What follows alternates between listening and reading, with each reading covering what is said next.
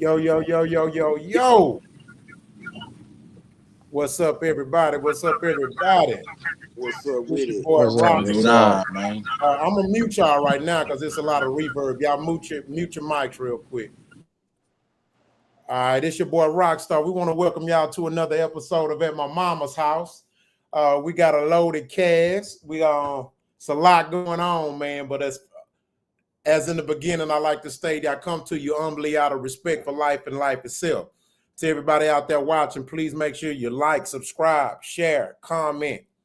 In fact, we even have an open mic tonight where you can get on a panel possibly. So if you feel like you got something you want to get off your chest, speak your mind, your viewpoints, just keep in mind you are respected and we are the respectful gents. All right, y'all can unmute, my guys. All right. Trust, give me a mic check, man. Mic check 1 2 1 2. All right. Big Yoga, give me a mic check, please. Black culture is trash. Rock voice. All right. Rich Blackman, give me a mic check. 1 2 1 2. All right. Rod Rich, give me a mic check, baby. Rod Rich, give me a mic check, baby. He muted, fam. Oh. Rod Rich, give me a mic check, baby. Yo, what's up? Can you All hear me? right. We can hear you good, my man. All right. All right, as usual, we want to welcome everybody to the panel, man. We got a lot of stuff to talk about, man, but I'm gonna start out. Trust, what's going on, baby? Talk to me. Shit, man. This what's going on with me right now, man. I Hold on, had Trust. something lined up, but Hold on, Trust. So what I'm gonna do, I'm gonna have to mute Mike because let me see. Okay, Trust, Rob, you driving right now? Yeah, I'm almost home. Okay, now that's good. We're gonna work with you, baby. We're gonna work with you. So I'm gonna mute you until it's time to speak. But if you want to speak, just give me a cue or whatever, and I'll make sure we get you some talk time, okay? All right, cool. Trust, what's going on with you, baby? yeah, man. This what's going on with me right now, brother. You know what I'm saying? Doing this little podcast thing, bro. Yeah, already, man. Big Yogi, what's good, Go baby? down. You off today? Nah, I ain't off, man. I'm on days now, man. Scooting and booting, making it do what it do. You know what I'm talking about? Already. Rich Blackman, talk to me. Good to see you back on the panel. Oh yeah. I'm ready. I'm here. That's what's up. All right. Yes, sir. And we Yes, got sir. my boy, Mr. Rod Rich. Introduce yourself, baby. Let everybody know who you is. Yo, it's Rad Rich. You know, I've been in the scene for a long time, culturally, politically, musically. You know, you name it. I've been in the field, man, in the crunches, so to speak. So I've been, so yeah, I've been, been around, seen a lot, did a lot, and not burnt out yet, but close to it.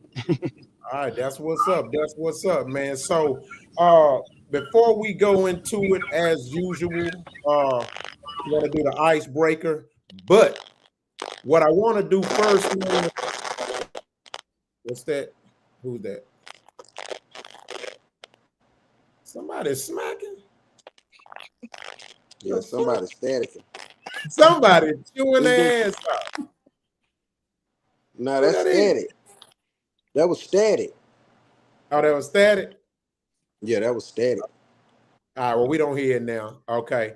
So before we get started with our icebreaker, man, I want to give a special shout out to somebody. So let me start off by doing this. I'm gonna put the post up here. Give me a second.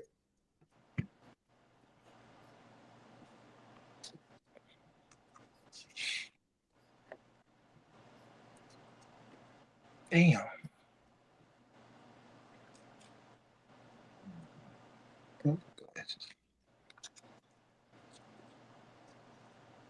All right, so we want to give a shout out to this beautiful young black lady, man. One thing about it is that if we want to make sure that we give praise and flowers to people too, because we definitely gonna give our constructive criticism. I never lived in the world. I never seen a world that existed where constructive criticism or criticism in general wasn't given. So I just want to make it be known that, because people gonna always pay attention to the negative or be pessimistic or view our show as this or that, but at the end of the day, man, it's a reality show to a certain extent, but it's about reality and social commentary. So, man, we got to give a shout out to this black sister, man. She's the president and CEO of one of the largest black-owned airlines. So shout out to her, man, for real. Black culture is the shit, huh? Nah, I'm still. Yes, nigga. But his black lady isn't trash, that's for sure. So we definitely want to give props to those that are giving us a good look and not a bad look. Boy, you so silly, Trust. You know I'm gonna fuck with you tonight. Hey, that's what we here for, baby. All righty. All right, where we at? Where my boy, everybody at? Where everybody at? There we go. All right, so did I get that? I got that off the screen, didn't I? All right, hold on. Oh, dang. Let me see. Yeah, I got it out. All right, so, man, we finna go into our icebreaker, but here's the thing. Our icebreaker, we're going to start off with a video that's going to lead into the icebreaker, right? So the icebreaker is funny, but it ain't as funny without showing this video first. And then we're going to segue into the conversation.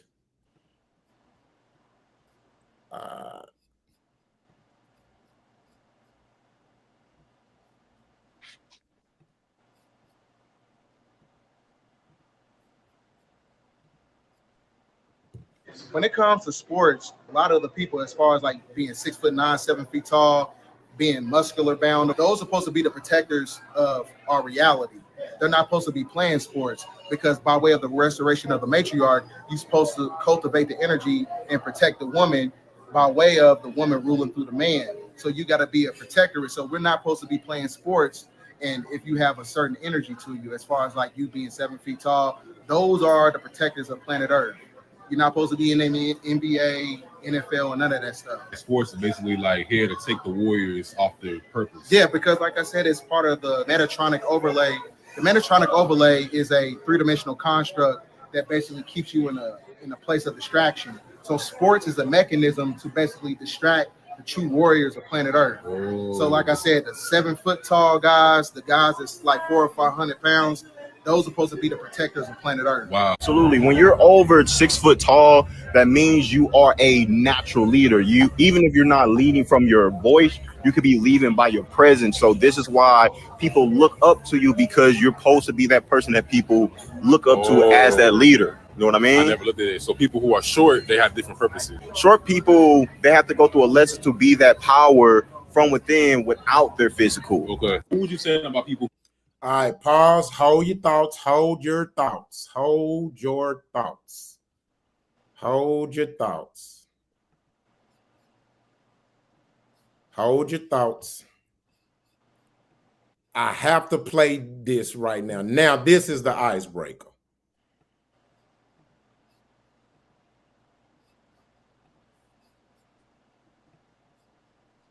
Repressing my balsitude, I've retracted my gonads with gigantic proportion. And the signing of the prohibition, you see, defecates the fluids of detention between the essence of the Euro intercourse, you see. AT&T allows you to reach out and touch someone, even when they don't get out much. Right, exactly. Okay, brother. Okay. See, all you doing right now is flatulating your liquor. Okay? Because I believe it was Homo erectus that said to expose the hemorrhoidal ramification would merely delineate the colonic orifice, thereby separating the gluteus from the maximus. Well, Homo was very deep, but you seem to masticate the proclamation, my brother. Okay. Because the gastrointestinal phlebitis prostigates the crustacean of the colostomy. Oh, go ahead. If that's your bad. Preacher. Right. And further hindering the pyorrhea, which has me. You got me, brother. The diarrhea. Okay. Moving toward the angina or vagina, depending on how much time you got. Man, you are Metamucil. I know.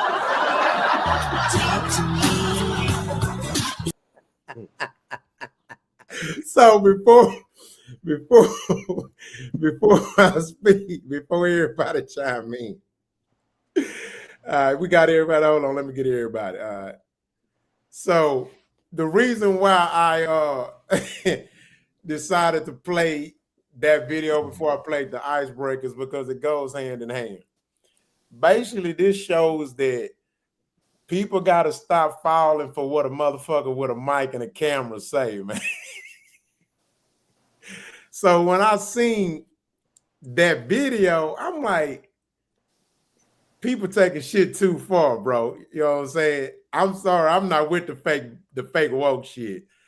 I didn't know tall people couldn't be smart. Damn. Hello? Yeah. Yeah, so what y'all think of that video? Them dudes was talking about height and connecting it to superheroes and shit. I don't agree with it. It sounds like some shit motherfucker come up with trying to negate the fact that he's short. Like that little man complex. Like nigga, eat your vegetables, drink your milk. You know what I'm saying? Get some bones on you. Yeah. Y'all got it. You not done? Nah, y'all but studies do show, based on, height or whatever, it puts you in different realms to do different things better. Like they show that shorter people think better on their feet. They better when they up moving doing something. You see what I'm saying? A taller person thinks better sitting down. I forgot where I seen that at, but they was touching on this. So body size, it has a lot to do with, not saying that a tall person can't be, smart or no shit like that, but based on your size or whatever, you're better suited for different roles. You get what I'm saying? Yeah, and that's definitely true. Mm-hmm. Yeah, you better. He took it too far though. I totally, like, some of the stuff I did agree with him on, but when it came to, he just took it too far with the superhero shit and what they not supposed to be. You know what I mean? Yeah, that's where I had a problem, man. But you're totally right. I mean, a short guy not gonna be that good in basketball. I can't even say that. I mean, we've had some successful short NBA players. So but that was few to none, though, because you had more successful people. True. You had more successful people with height. You know what I'm saying? You got your Muggsy, Bo Spud, Webb. That's Nate Robinson. You know what I'm saying? So they was few to none. Yeah. I just think he took it too far. Like, he went extreme with the shit. Like, I know some short dummies, and I know some tall geniuses. You know what I mean? Yeah. You come across enough people in your lifetime, you'll be able to dissect them. You know what I'm saying? Yeah, I think when it comes to intellect, I can't go off height. You know what I mean? Yeah. Albert Einstein, he was average height. You know what I'm saying? So everybody always talking about, you think Albert Einstein just was a genius like that? Hell no. Hell no. Hell no. Well, that's another discussion, but Hey, I'm gonna play the devil advocate right quick on the height. I did a small research because I had a magazine. So taller rappers do better than short rappers. All your successful rappers, most of them are tall. And that was crazy to me. Not that it means shit. I just noticed that. If you go stand on side, I mean, anybody successful from Snoop to just name them, they all gonna be over 6 foot. That was crazy to me. Now you got little ones, of course, because you got the little names, but the average, the ones that started, they all tall fellas. I was like, that's crazy. So let me ask you Not that it means shit. I'm just saying I noticed that. That was crazy. Now them niggas there who was talking they just had smoked a bunch of good dope. Yeah. And No, came I'm over just some asking shit. for the That's sake it. of conversation, right? So I like to open up the conversation. So when you say you notice that they are more successful, what do you mean when you say successful? As in when you say who, just name who's out there. As far as taller rappers, when you say like the ones who from Snoop Dogg, Future, Young Thug, just get the name of them. They talk Nipsey Hussle and all of they talk. Notice this, they all want to play basketball too. So that's where the hype come from. I'm asking most tall. I'm saying when you say successful rappers, what do you mean when you say successful rappers? I'm just asking for content. I'm just saying charting albums, maybe circle of success, what they call success, whatever. Oh, okay, gotcha, whatever they call that. I'm just saying. Yeah. I just was saying that, like when they were signing artists, all the dudes was tall. Gotcha. Okay. I never noticed it, but now that I'm thinking about it, they tall. It's a lot of tall ones, yeah. It's a lot and they all want to play basketball. I was like, oh, that's okay. So y'all don't think that's like just a coincidence? Yeah, it could be. But since you started with that, that's why I say, let me say this. Because I noticed that. Yeah, I noticed that now that you think of it. I mean, I'm sitting there looking, I'm like, dang. So with that being said, right? Could them like they probably not thinking about it like that, or we not thinking about it like that, but do you think that can be like an image thing? Because at the end of the day, them being artists, their image can be it's like part of it, right? And like, I mean, maybe I'm tripping, thinking too much on it, but a height thing will be an image thing. You know what I'm saying? You can see them, you can see somebody, and man, I ain't forgot about it. Nigga, he's short. You know what I'm saying? Yeah, but the tallest dude in the room, they gonna always notice him. Yo, you know what I'm saying? Slim Thug was taller than everybody in Swisher House, so he stood out. You know what I'm saying? I'm just saying. Like, wouldn't that be like an image thing though? Yeah. I definitely, I think, you know what? That's one of the things where you can actually say, it's a hell of a coincidence. The game, he a tall nigga. He tall. The game tall. Everybody had a little circle of success. It's tall in stature. Yeah, I ain't think about that. Now I'm thinking I think they definitely had. They seem to have had the most success. Yes. Because now when I think about it, if you think about it, most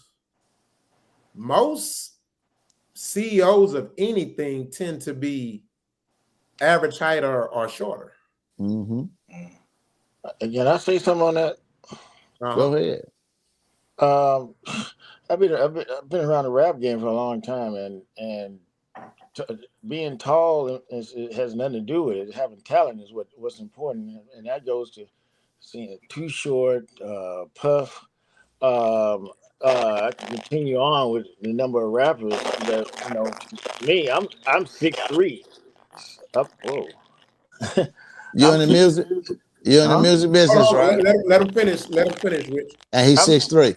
I'm 6'3", and most of the rappers that I've been around has been shorter than me, and but it's the talent. It's the talent level that makes you. It's not the height. The height, in my opinion, and what I've seen had nothing to do with it. Because I've seen some untalented tall dudes, and I see some. But Rich, we're not denying that. He's not denying that. He was just saying, just based off the full spectrum, it does seem like the most successful rappers do tend to be tall. It doesn't mean that's the standard. It just means, I mean, and not that they good. It's just they tall. They just happen to be tall. Not that they're good. It's just they tall. Yeah, I know Slim Thug and a number of the Houston guys. And I'm old school, so I know a lot of the guys growing up, and they wasn't tall. A lot of them wasn't taller than me. They were 5 foot something. Yeah, most rappers are short. And when you talk about basketball, by the way, being from Houston, you got to mention Calvin Murphy as far as short basketball stars and Spud Webb, because those guys were were great in the game, especially Calvin Murphy. Gotcha. One of the Gotcha. best free throw shooters in the game. He revolutionized the point guard. I mean, so and is still active in the community. He has his own twirling dance, not dance, but band. Yeah. He has his own band, marching band, and that from I think from 12 or 9 to 18. They got a drum corps. Uh, yeah, so he's at every, and he's trying to bring back twirling because well, we ain't that's gonna an do art. too much promoting to him, so he ain't sponsoring us. So we gonna go to the next. Yeah. I'm just saying. I like I'm just that. saying. But he's still out there. Yeah. So, but that's good information though. Yeah. All right. So the next topic is going to be Tyler Perry. Let me know when you guys see it. Give me just a second.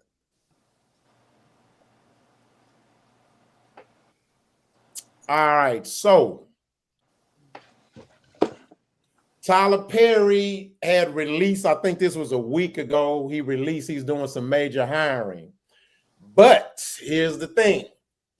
This successful billionaire, who I definitely will give him his roses, well, it's been said, and I'm not here to say what's true or not. It's been alleged that he doesn't pay people well, and lately he's announced he's doing a lot of hiring to fill up his studio that he's actually extended out here in Atlanta. But everybody that he's hiring as interns, none paid. so the question is, and I'm going to start with Yogi. The question is how do you feel about Tyler Perry as far as what he's alleged to be doing as far as not paying people their wages, but more specifically, how do you feel about him hiring a bunch of people to basically help make his movies, which are making millions of dollars? Hiring them, but they all non-paid internship. And also, if you research it, they're required to work at least 40 hours a week. Oh no. No. Now, internships, you know what I'm saying? Those are normally, like from a business aspect of it, somebody coming in interning, those are normally not paid, right? Unless you got a paid internship, you know what I'm saying? Yeah, because they do have paid internships as well. Yeah. So yeah. if I mean, that's if you're making them work a work week, they don't got no other way to get no money besides what they're doing for you, and you're not even paying them. That's unfair. And then you making that bread, bro. Like you got some things going on, TV shows, movies, all that kind of stuff. You know what I'm saying? To me, that's like, and I don't even know if it's that, but to me, that's like some cheap shit. You know what I'm saying? Like you trying to low-key slavery, if you ask me, my opinion.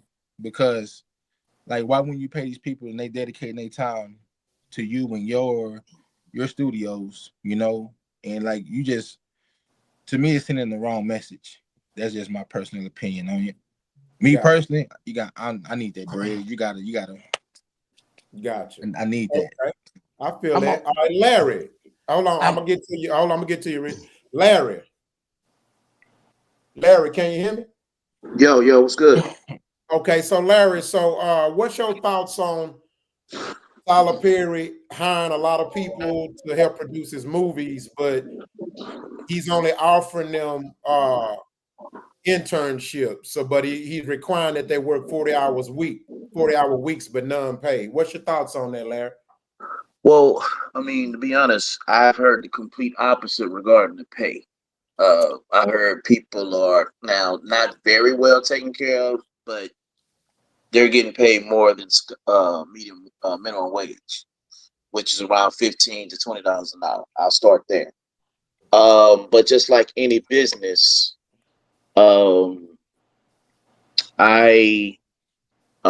just like any business, my son 2 summers ago, I think. No, last summer. He went to Disney, and it was about 150 college students went to Disney, and that's just from his college. They went to Disney on an internship.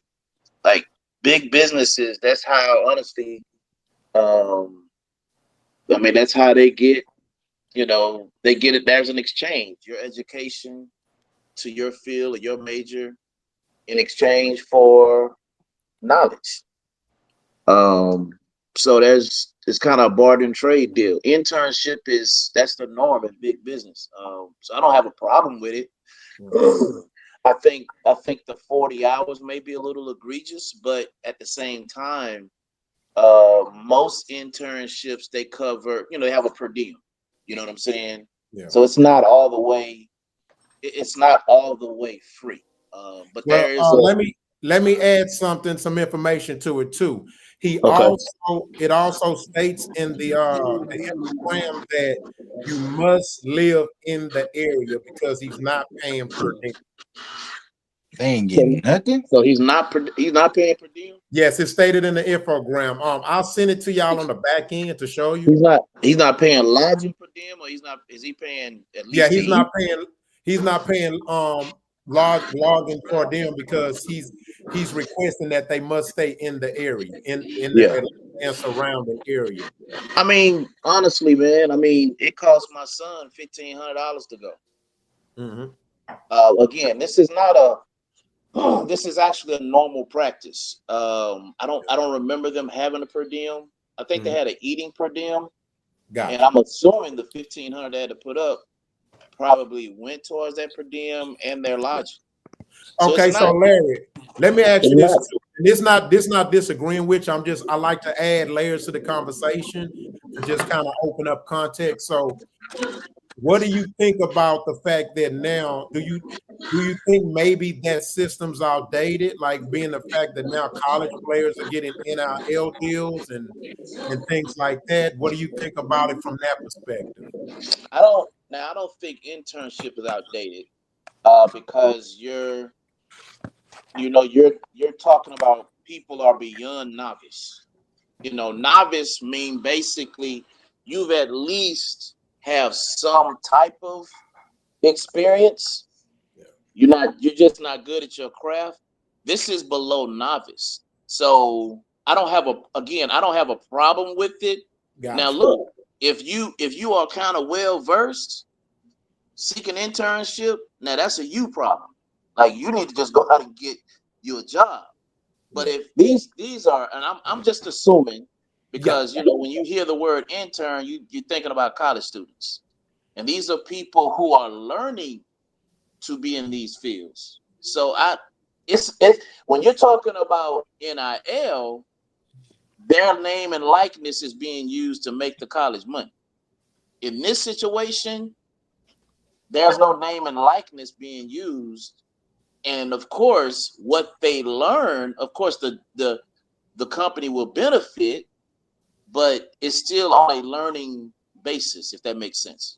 Yeah, that makes sense. I get it. I definitely understand your perspective. I definitely do, Larry. Good stuff. So, Rich, let me ask you this question. Of course, it's the same subject. So, what are your thoughts on the stipulations of Tyler Perry's doing his major hiring based on the fact that now, young adults in whatever their talent is are getting NIL deals, of course, specifically sports. We know it's limited, but what's your thoughts? What's your take on it? So first of all, I didn't know anything about the Tyler Perry. Hold on, Larry. I was asking Rich. I'm gonna let Rich expound on it. Oh, that wasn't me. Oh, okay, my bad.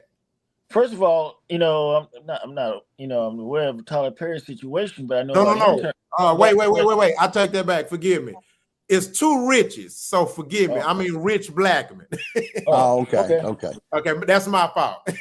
All right. No, I ain't gonna be long it out. He can get ready to go. Because Larry summed it up for me. You know what I'm saying? You can't get paid if you don't know. It's more of a hustle position at that point because you're learning something and you're gonna be around a bunch of things you ain't never been around. So it's a benefit to you, even if you're making a little bit.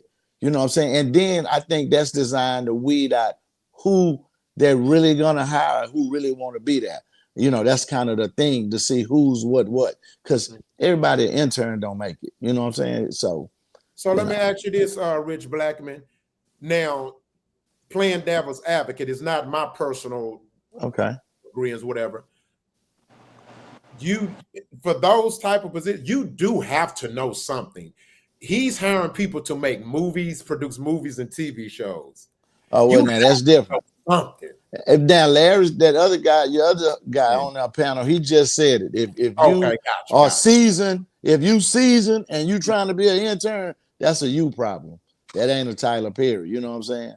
Okay. So let me ask you this. Just add some seasoning to it. So what about the college athlete that is talented enough to go to the pros, but he goes to the college, but he still benefits from getting NIL deals?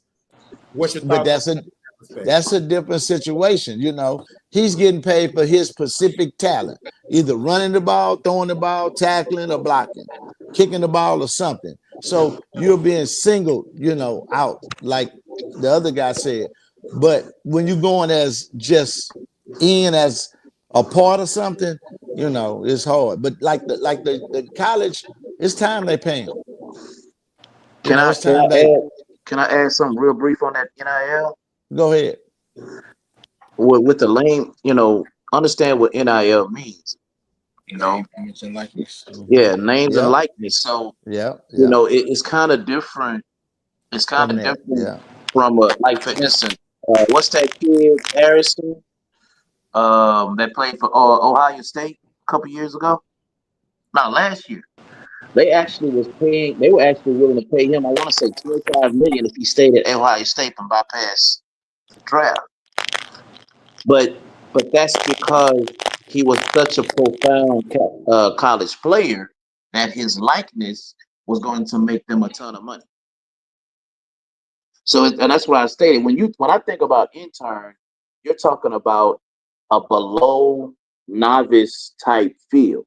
And although this person may be, look, I don't think they're producing. I don't think they're editing. I don't think they're doing these things to help. I don't think they're doing these things that actually make a movie successful. I think Larry, they will be doing it. He's specifically hiring them for those positions. It's in the infogram, but I'm gonna send it to you the background. Not to tank what you're saying though, as not fact. I totally agree with all y'all. I understand all y'all, but in the infogram, it says specifically he's stating the positions and everything. So like he's looking for an intern for a director. I'm gonna send you the infogram. Trust me. He's saying he's looking for interns, and he even states the positions, and he's telling them to produce his movies and TV shows, including. So if that's the case, wouldn't that be like the same as NIL? Like, okay, granted, NIL, name, image, and likeness. Hold on, Big Yogi. Hey, what I'm gonna need y'all to do me a favor, because the most important part of the show, in order for the viewers to want to watch it, is the sound has to be great. So when someone's talking, if y'all can't, do me a favor and just mute your mics, and if you do want to respond, you can always unmute and chime in. Okay. All right, go ahead, Big Yogi. But like, wouldn't that be considered the same thing as the NIL? Like, granted, name, image, and likeness. Colleges they've been filling up these arenas with these players, right? They still can come up with games with these dudes on it, right? Sales like merchandise, jersey sales, all that, right? So I get the NIL, but if he's hiring these people to produce, direct, whatever he's doing, he's putting out a product with these people doing it, right? He's getting paid for it. So why shouldn't the people that's putting in the work get paid for it as well? They probably ain't gonna see the same money as he do because it's his studios, right? But shouldn't they get paid for that too? That would be like the same as the NIL, because they out there putting their product on the field themselves, but they making these universities a lot of money. That would be the same as the studios. They're putting out a product that he's putting out under his studios. Shouldn't they get paid for that? In a perfect world, yeah, but it don't happen like that. I remember when I was promoting at Southwest Wholesale, and the guy who would get the job would hire us to do it for fractions of what he get paid. If they pay him $5,000 to promote it, he'll give us like 500 posters, and y'all go to the club. But we had access to be around and get in events and do different things, but it didn't pay. But eventually, because the people saw us doing it, they bypassed them and say, "Hey, what y'all want to do?" And that's how I guess you have to just turn your internship into a hustle. Everybody who was an internship that made it, they had to hustle. So you're not going there to retire and say, "Ooh, I'm gonna be rich." No, you're going there to say, "I'm finna find my hustle in this." If that's what you want to do, You what I'm know what, saying? Rich Blackman, man, I definitely agree with you on that point, because I remember when I first signed with Rap A Lot. Right now, keep in mind, I got signed as a rap artist, but you want to know what I did? I started off, I was helping unload speakers and equipment off the truck for Scarface concerts. But I'm an artist too, and I had no problem with it. I definitely think that it is a such thing as paying your dues. It's not that I agree or disagree with those guys getting paid for internship, but at the same time, like Larry said, if you sign up for it and in your mind you're better than that, or what you bring to the table is more value than that, then I do have to question you as well. You gotta ask yourself that. Yeah. All right, Rod Rich, what's your thoughts? Everybody else, mute your mics if you can. Rod, we can't hear you, baby. Can you hear me? Oh, we can hear you now. Everybody else, mute your phone, mute your mic. Uh, yeah. First of all, I'm against players being paid. I understand those are only big time schools that's actually doing that, so it doesn't really benefit the Joe Blow player that's worked hard to make it to that level, and is just trying to get through school. Getting a scholarship to go to school is very important. I know at Rice University they were going to cut athletics because it hurt their academic standards. Some people thought, they even cut one of the players because he made a C average on his in his grades. So um, paying athletes and getting an education is more important than just trying to get paid. And I know these big time schools do that and they exploit these kids. UT exploited it for years, and only graduating less than 30% of their students that were athletes, student athletes, would graduate. And most of the big time schools are doing that to exploit it, and these kids are making money for the school, and so I understand the whole aspect of paying. When you're dealing with Tyler Perry and interning, we I think we Wait a all minute, wait a done minute. that. We got bad vocals. Who's that? Is that Oh, me? that's I, I think that's my phone keep doing that because my phone keep ringing. And I think every time it's ringing, it's doing it. what, somebody calling you? Yeah, people keep calling. Yeah, I'm Oh, ignoring the put it on do calls, not but disturb. Hmm. You know you can put on do not disturb and and it'll do it. But when you talk about interning, the best part of interning is that goes on your resume.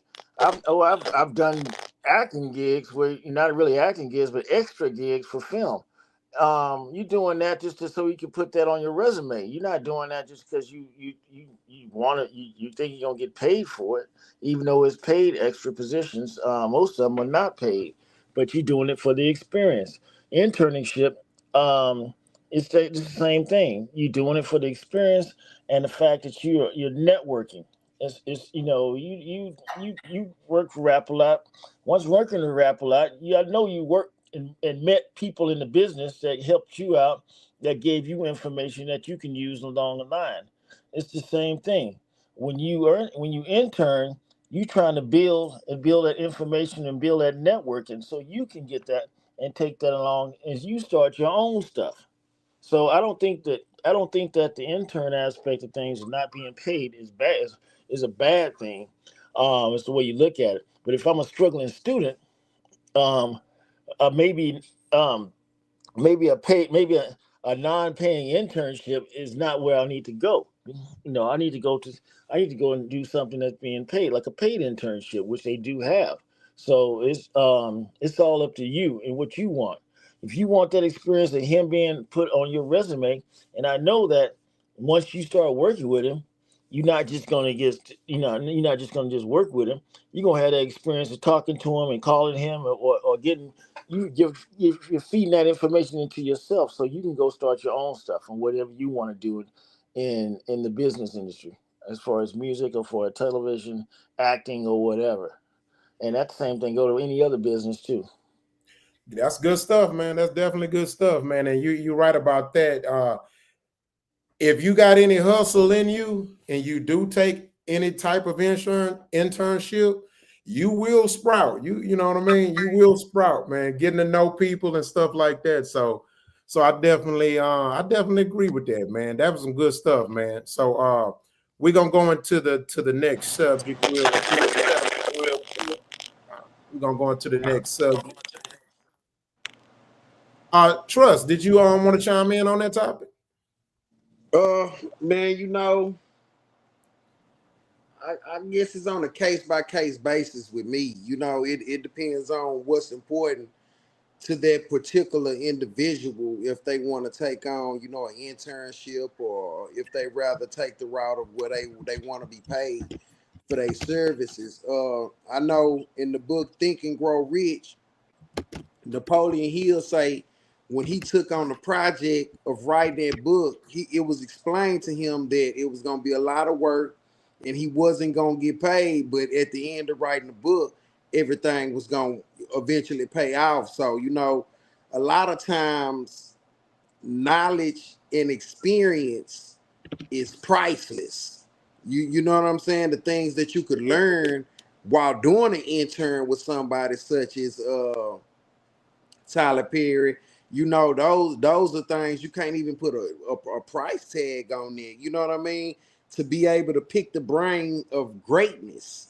You know what I mean? Because Tyler Perry has done great things. If you look at how he started out, doing the play, the Medill plays, and then turning the Medill plays into, little movies, and then, it's constantly going further and further in his endeavors, so I think the information that you could get from somebody like that could be invaluable. You know what I'm saying? That could be priceless. So, it's up to the individual. You could take that chance and go for that information and capitalize on that information, take that, run with it, and build an empire to rival or surpass him. You know what I'm saying? Or, if you need it right now today, I understand that too. Shit, bills got to be paid. So it's up to the individual. Yeah, that's good stuff, man. I definitely agree with y'all. So I want to end this topic with saying this to the youngsters out there and the people who are out here, doing things to live their dreams and stuff like that, because we definitely have gotten to a point to where we have a lot of people that feel entitled. And they think that just because they're good at something that they're supposed to get paid for it. And it just don't work like that. And this discussion that y'all watched us have just now for the last 30 minutes is proof that you are not as valuable as you think you are. You are only as valuable as what the market says you are. And that's just reality.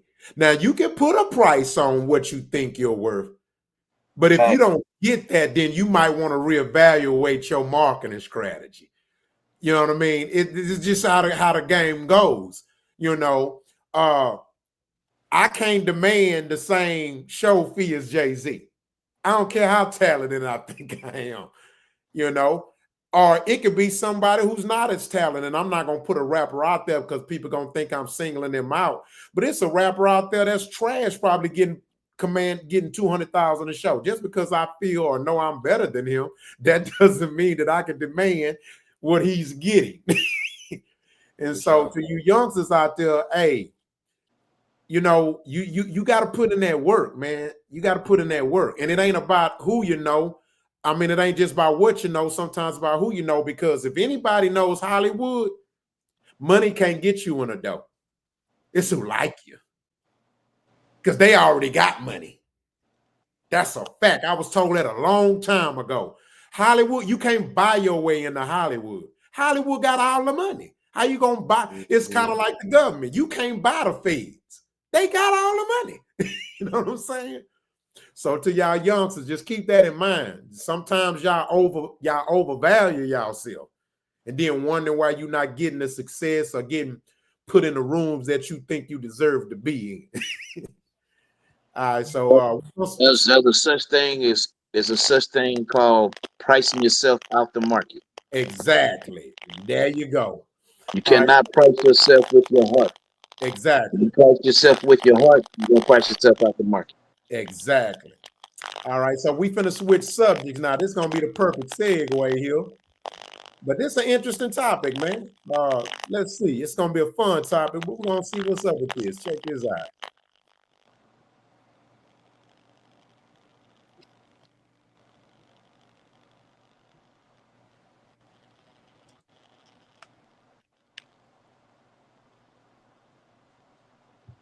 All right, y'all can see that. All right, make sure y'all mute your mics for me.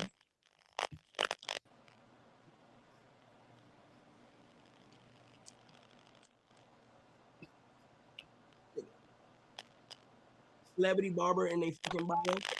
They added 500 to the total payment. You feel what I'm saying? You feel me? 100? I don't Mute your mic. give a fuck how much money. I promise y'all niggas. I don't care how much money. I don't think there's a haircut.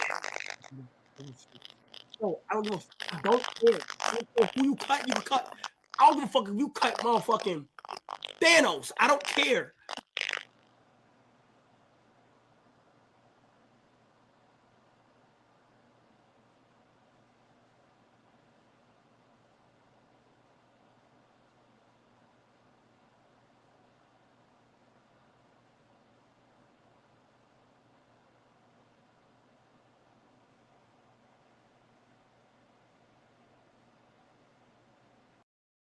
All right, so for those who don't know, Kyle Sinat is one of the biggest streaming sensations ever. And he's worth at least 40 million, right? So I found it interesting because, you know, a lot of us have heard this, a lot of us have had this conversation amongst our brethren, but I found it real interesting when you see somebody worth 40 million say, y'all bugging, y'all barbers bugging now. You know what I'm saying? So what's y'all thoughts, man? Rich Blackman, I'm gonna let you go first. What's your thoughts on this? Are these barbers out of hand with these prices? You know they is. So that's them YN started that, man. You know what I'm saying? Yeah. They got money and just start tricking everywhere. They tricking with the girls, the barbers, the food places. They don't understand that you bless somebody who take care of you. You just don't, you know what I'm saying? It got to the point, and then you got to remember pandemic. Pandemic helped with that shit when they was coming to the house and charging this and all that. You know, it's stuck like Texas. You know what I'm saying? Prices didn't go back down. You know what I'm saying? Everything stayed up right after the pandemic. So the barbers, that's where they at. That's their hustle. You know what I'm saying? Yeah. So, you know, and the way they got it now, you know, it's like, hey, get your money up if you want a haircut. I'm like, what? What? Nah, and you know, I'm it's good. crazy too, Rich Blackman, because like, so I'm in Atlanta, right? Oh, cool shit. It's so extreme out here. It's bad. It's so shit. bad. A lot of guys cutting their own hair now. So here's how it is in Atlanta. And I'm sure this is some kind of ripple effect going on elsewhere too, but I have never seen it at this level because I still come home, right? And I still get haircuts out there when I'm out there. But how it's gotten out here is it's really, you know, and I hate to say this, it's like some feminine shit, right? Like, you know, because, you know, like now, like a fat girl thinks she a 10. And it's like, well, if Beyonce's a 10 and you're fat and ugly, then how you're 10? Somebody's lying, right? So what has happened is out here, these cats, they get a rapper come, they have one popular rapper cut their hair, and this rapper showing them love. So now what they do is they take that, promote it on social media, and now they're commanding almost the same price or whatever to everybody else. And here's the thing, like everybody, majority of your customers are working people, working class citizens with children, single mothers with children. So the fact that these cats is getting so outrageous to where they trying to charge people prices like they're the drug dealer or the actor or entertainer and the athlete is just insane, bro. And it's getting out of hand. But you know what? The barbers have took on the hustle mentality. You know, back in the Gap, you could go to a barbershop and the price on the board, $10, $5 for an edge up, 15. They don't do that now. They look at you, you come in, you got a nice car. Man, I like your car. Shit, that don't be faulty. Nigga, for what? But that's what it became to. It don't have a standard. They don't have nobody to judge them and say, hey, you can't go over this, you can't go over that. So yeah, they're gonna keep doing it. You don't have nobody to guide you, yeah, you're gonna do it. And if the people let you do it, yeah, why stop? You know what I'm saying? Man, let me ask you this, Big Yogi. And I want you to me? chime in too on it, but I want to add, I like to add layers on it, right? Man. So to add to the question that I asked Rich Blackman, because what I've seen is I've seen prices go up, but I've seen the quality of the barber skill go down overall, right? For example, I remember when I was coming up, first of all, when I was coming up, they didn't use clippers to line you up. They used the blade. They right? use razor. They use the razor. Yeah. Two. Another thing that I noticed that is big time that has changed. When that barber that used to cut our hair when we was little used that razor, he lined you up with no more than 2 times. These dudes will go over your line 8, 9, 10 times. Damn, nigga, you ain't got the line right yet. I don't know if y'all noticed that, but that is wild to me. And I will base how many, if I come to you again up there, bro, you supposed to be so good and you charging this much, but it take you 7, 8 times to go over my line to get it right. And they push it back. And then they push it back. So Big Yogi, me adding that to the question, what's your thoughts on that? So I want you to add what's your thoughts about the quality now that the barbers have went up. So I got a partner of mine, man, who's been cutting my hair for like 20 plus, right? Before I met my partner, when my mom used to take me to get a haircut, she'd take me to the barber college. Right there in I forgot where it was at, but it's across the street from King's Flea Market, right? So back then prices was lower, you know what I'm saying? But you were students, so they had to be low, but they was on point. Razor, all that, you know what I'm saying? They was on point, you know what I'm saying? This ain't even barbershop shit, right? So with you saying the quality of the barber and the prices going up, it's just like you said, man, they'll probably get 1 or 2 celebrities in that bitch and think they just, oh yeah, I'm cold. Nah, nigga, you just got a nigga that need a haircut and use around, you know? You feel me? So, but my boy that cut my hair, man, my boy charged me a hot 20. And I don't even gotta pay him. He just I give it to him because at the end of the day, that man taking his time. Yeah. You know what I'm saying? And then he charged me what he charged me, but I still you know what I'm saying? A little more. That's just common courtesy to me, you know what I'm saying?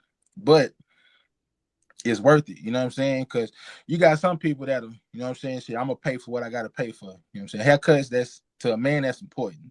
Me personally, that shit is important to me. You know what I'm saying? So I pay for it.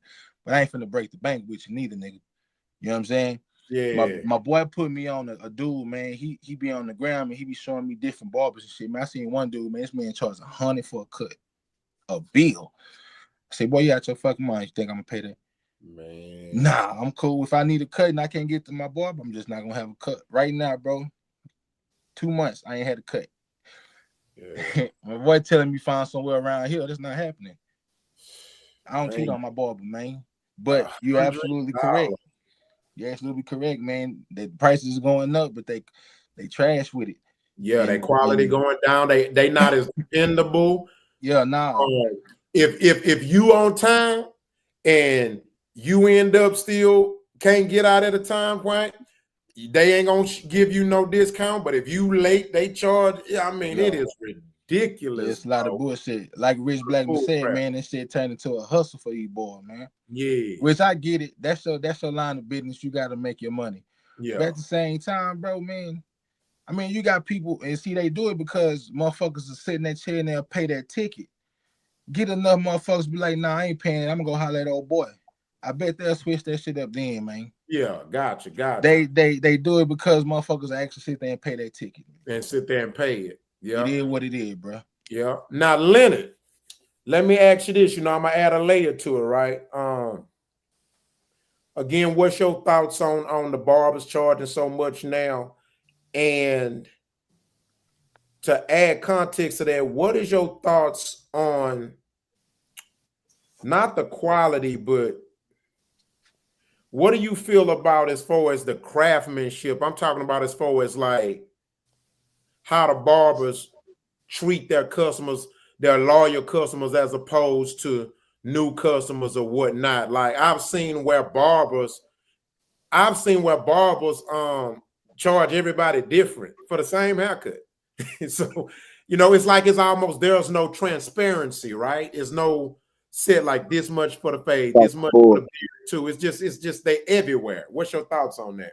I mean, I get the loyalty thing because that's your bread, and you don't want your bread to leave. You rather have something guaranteed than something iffy, and I get it. But you kind of hit the nail on the head. I wouldn't necessarily say feminine behavior, but it came from the feminine market. Like, yeah, you know what I'm saying? Beauticians make about $100 to $150, sometimes $250. But the layers of what they have to do to a woman's head is unmatched. And if you see what a lot of cats, I follow this dude, I want to say Sly Huncho. Oh yeah, that's crazy. Woo! But look at what he added though. Look at what he added to what he does. You think that justifies it? Because it does not. Ignorance. Like I seen a woman drove 8 hours to get a haircut for her son, and I'm like, yeah, how can I catch her complaining about hard times, bro? Nah, I'm totally against anything over $25 for a haircut. I'm sorry. Got it. I am. But see, I brought him up because he adds washing your hair. Yeah. You feel me? To justify, he tell you it's $100 hair wash. Like a lot of times we men, we're gonna take a shower before we head to the barbershop anyway. Like for instance, that's just something men do. That's some things we do before we're gonna head to the barbershop. We're gonna take a shower, wash our hair because we can't have any oil or grease. Like most of us know that, right? Yeah. Mm-hmm. And you're gonna wash yourselves and clean yourselves before you get a massage. Those are two things we know we as men gonna do. You know what I'm saying? So, have a woman at home to wash their hair afterwards. Yeah. Well, see, keep the play though. Women have been getting their hair washed before she breaks off and getting into their head. And you had your woman, you walking in and you came too soon. She just getting off the doggone dry. Yeah. Women have been washing their hair before the beautician get in their head for, I say at least, I'm 50, so at least as long as I can remember, at least 40 decades. And then my mom walks in a beautician, that's the first thing they do. They're gonna break that hair down, wash your hair, do all that. But we men, we don't need that. Why are we not getting our hair perm? We're not getting any chemicals added to our hair.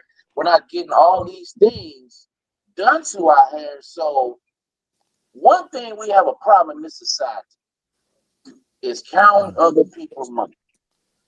That kid not wanting to pay $500 for his haircut, that's his bit. That don't mean the nigga broke.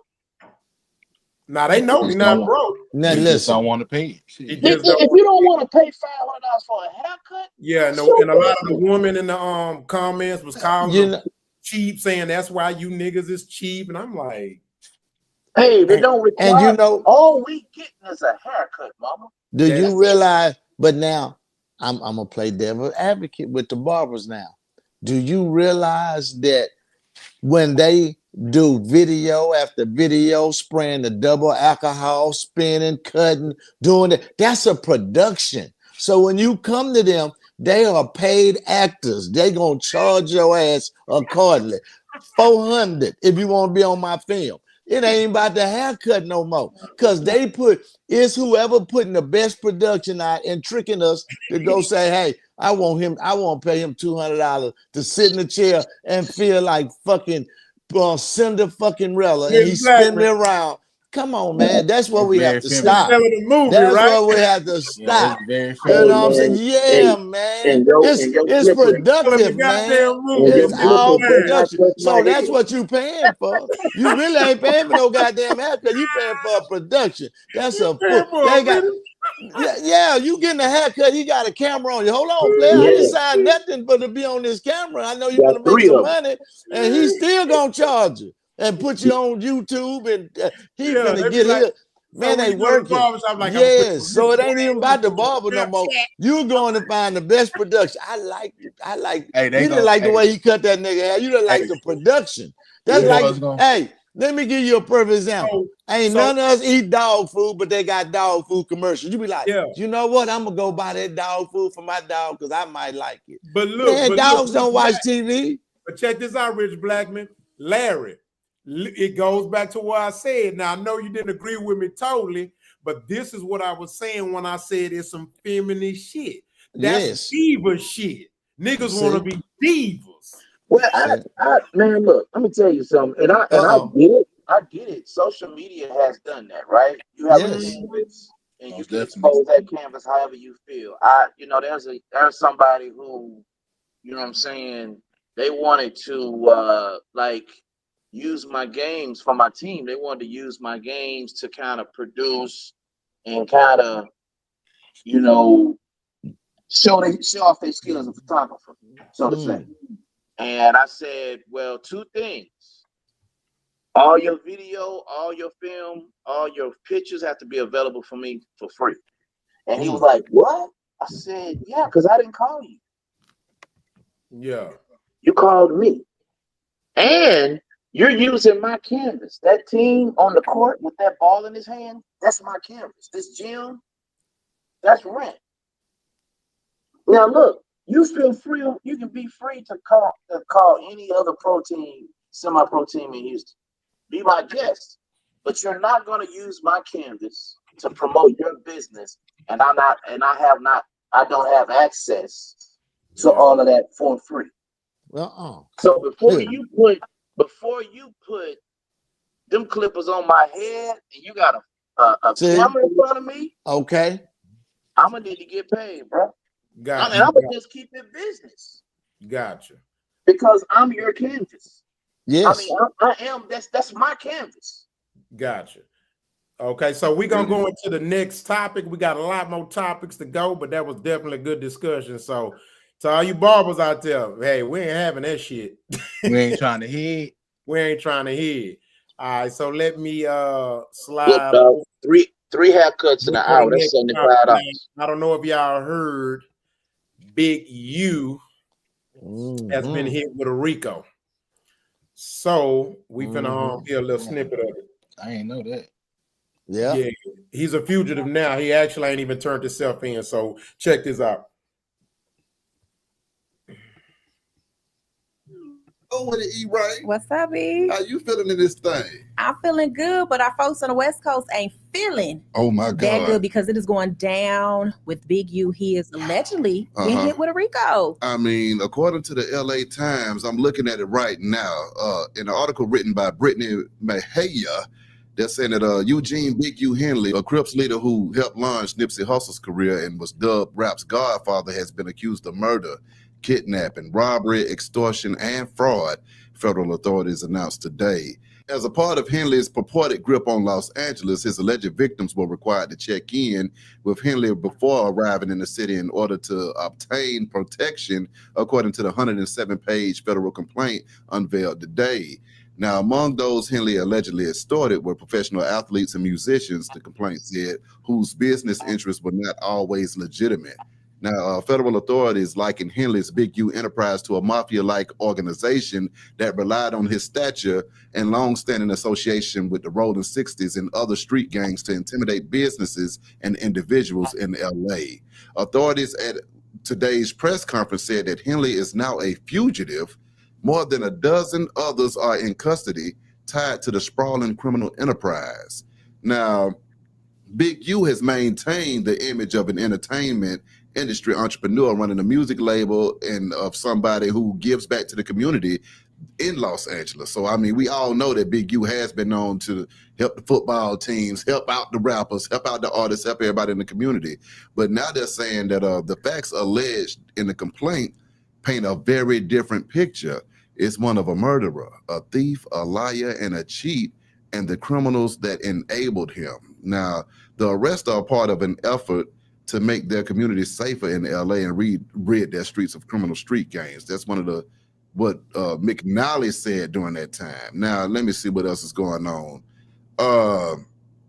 They're saying that following a years-long FBI investigation, federal authorities have accused Big U of kidnapping and fatally shooting a young rapper in the face and leaving his body in the Las Vegas desert over perceived disrespect and directing the robbery of an unlicensed LA marijuana dispensary that has stopped making extortion payments. Henley also allegedly defrauded companies, donors, athletes, and celebrities, including professional basketball player Draymond Green and former NBA MVP Shaquille O'Neal, persuading them to donate to his charities and later allegedly transferring the money to his own personal bank accounts. Authorities have also accused Henley of fraudulently obtaining funding from the Gang Reduction and Youth Development Program overseen by the LA Mayor's office. So they're also saying that, Big U Henley previously served 13 years in prison after trying to rob an undercover sheriff's deputy of 33 pounds of cocaine back in 1991. His son is a linebacker for the Los Angeles Chargers. And that's why I'm going to stop it right there. First of all, if his son is a linebacker for the Los Angeles Chargers, sounds to me like he's the greatest father ever. So, I mean, what are your thoughts on it, Aaron Ray? We have seen this several times with Young Thug, just recently with Young Thug, Lucci, all of them. So they have ultimately been found, I don't want to say not guilty, but have been freed. You know what I'm saying? So we don't really know too much. Again, like you said, that they can paint a picture of you. All right, so I'm going to stop right there. And it's a reason why I purposely played it to the end. And I'm going to speak on it first. First of all, we had a debate last week about Black culture being trash. I say Black culture's trash. Of course, some of my boys, some of my people, they didn't agree, but it's all good. Here's my thing. When Young Thug got arrested, okay, people that know me know my ex is from out here. And I was always backing out here because I had a lot of business going on out here, right? And I would be out here months at a time. I know Atlanta. I used to go and get me and my ex's son our haircut at one of the main barbershops right in the heart of Cleveland Ave on the southwest side of Atlanta. So Cleveland Ave is where Young Thug and that whole clique from, right? It was literally down the street. We stayed on the better end. south of Cleveland Ave, but then when you go, I go 10 minutes up the road and the barbershop is there. Has some of the best barbers. Do you know I had to have my gun on me in the barbershop every time I went there? Another thing, it was common. It's not like nobody in Atlanta did not know about Cleveland Ave and the YSL game. They knew of everything they was doing, right? So when they got busted, it was just such a shock. And it was a shock to see how people were just innocent, free young thug. But the people here like, shit, here we surprised they ain't been got caught. We surprised they haven't been got caught, right? And so then you have someone like her who's at the end. Well, they paint a picture. Look, we know the opposition gonna paint a picture, right? But sometimes we give them the paint to dip the brush in. That's just facts, bro. It's bad enough they gonna paint the picture if we don't give them the paint to dip the brush in. But my problem is when we give them the paint to dip the brush in, to paint the picture. And I got a problem with that, right? Now, same with Big U. Come on, man, who ain't knew this shit? You gotta been living on a rock to know that, man, that shit been going on. And now, here we are. But this kind of a double false subject because my main question to y'all is, what do you think? Another one? I mean, the man did 20 years in prison for 33 bricks. He get out and he just go back to resort to his old ways. Bro, does prison and death penalties and does that shit work, bro? Hey, I be slow to judge because I judge. So okay, no, I'm saying I'm with you, but let me explain something to you. Like you say, they been but it wasn't till they got that other old Crip nigga that said they killed Tupac and he said he not innocent. He said he didn't do nothing. He trying to come home. All of a sudden, y'all got a RICO on them. So it's a bunch of talking going on from old shit. So you don't know what's what, what's real, what's not, because it's about say my ass and say anything.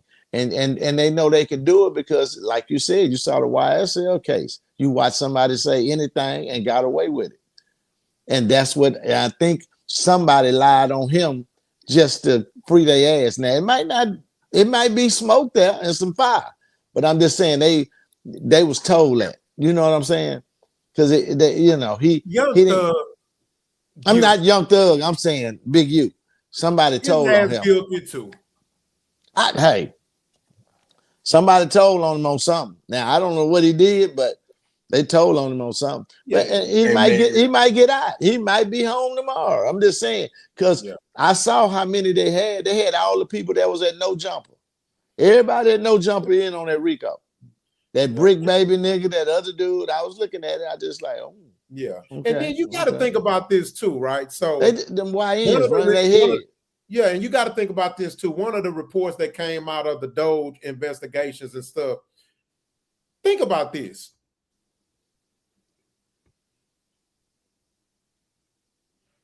The Doge report shows that the government had over almost 13,000 paid informants on payroll across the country.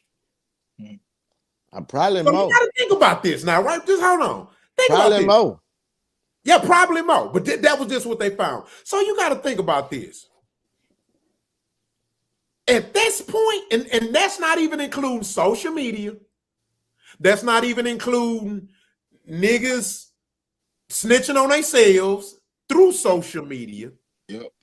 You know what I'm saying? Niggas buying Bentleys and ain't got no W-2s to show for it. I ain't filed no taxes. Can we still say in 2025 that more them creating things to lock us up?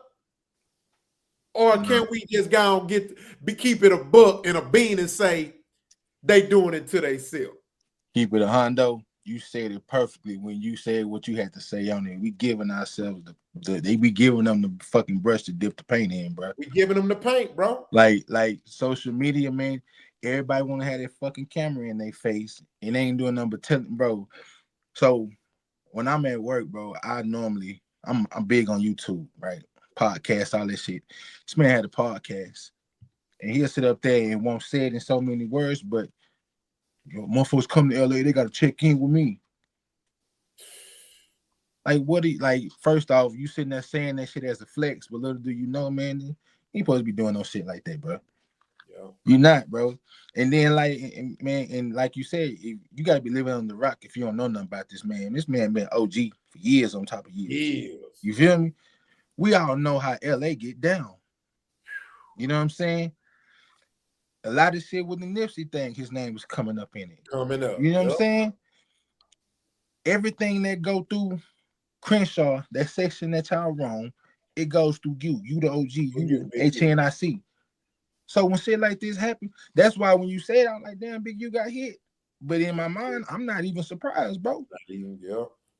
Because when the feds come get you, they got a conviction, nigga. How these boys is sliming up out this shit, I have no idea. But when the feds come get you, they got your ass. What they say, 99 point what? Conviction rate? 99.9% success rate. Man, they ain't playing with you, bro. But what they do, they flipping them now. They turn them to paid informants. They keeping them out here looking good.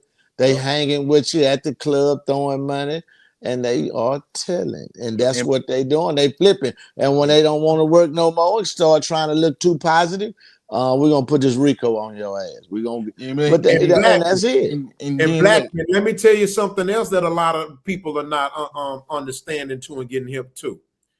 Everything evolves, right? So let me tell you what else that I noticed, and that's a pattern now, what they're doing. The government is selling influence. Because you want to know why? Because if they can influence the people that's looking up to these dudes and convince them that, hey, you can do this too and get away with it, but they really not going to get away with it. Not at all. You got more people to lock, you got more niggas to lock up because they selling you influence. YFA and Lucci, the body was in his car. The man only did 3.5 years. It's a fact that his gang people killed him. Body got caught with the body in his car. He had 3.5 years. Paid a lot of money. They looking at it different now. You know what? Sell influence, because guess what? We can get 100 for this one if we just give this one a long leash. We can get 1,000 for Young Thug if we just give Young Thug a long leash, because now he gonna influence these people. Oh, they can get away with it. Now you got these niggas out here thinking they can beat a Fed case. And then think about this too, though. You think Young Thug really gonna do the terms of that probation successfully? That's what we talked about last week. 20 years? Come on. Hell no. Hell no. Man, stop playing. Hell no. And then he already on the verge of fucking up. And then what happened to? And you know, I'm up there. I ain't too much up there, but you know, I got a little age on me. You feel me? What happened to the time, right? When a nigga get locked up, right, and they come home too quick. And nigga, what you doing here? Nigga, you went to jail for it, and they stop fucking with dude. Yeah. These motherfuckers get out and they throw this motherfucker a happy birthday party. Yeah, these niggas are clucks. Me, I would think, bro, like, man, I gotta stay away from you because you might be watching them. You know what I'm saying? If you involved in that kind of activity, man, that street shit is a myth. That shit dead wood, been dead wood, man. And these motherfuckers, they portraying it like it's cool, bro. And these motherfuckers right here following right along with it. Like you said, we'll give you that one, but we're gonna get 1,000 more. 1,000 more. They selling influence now. That's crazy, fam. That's deep, ain't it? That's crazy. People out, they like, man, that makes something like, yeah. Because what other reason you would say give them a deal? Man, they looking at it from a whole different perspective now. Like, hey, we need more. Because you got to remember, one thing that people forget is that 1990 to 2010 was the era where the least black men were locked up. That was the era where the least black men, because you got to remember, we had the independent rap game. So that was employing a lot of people, not just the rappers, but just the brothers on the streets, stuff like that. We were way more, we hadn't been that legal as a race since the freedmen after slavery. We hadn't been that successful as a group since then. Because you got to remember, the crack era knocked us down. It knocked us out. We was doing good. But they did. Hey, man, these niggas doing too good. Fed us crack, knocked us down. But guess what? We got right back up again with hip hop. Hip hop changed the game. And then guess what happened? Start hitting us again. And that's what they doing. Now they say what they do. Now they took rap and now they injecting that. The only difference is between now and then is that now we putting the gun on here. Sitting there killing ourselves now. Sitting there killing Lil Ray Ray and then getting on wax and talking about how you slid on Lil Ray. Man, smoking on Ray Ray. That cluck shit, bro. Yeah. Hey man, Lil Wayne said it best, man.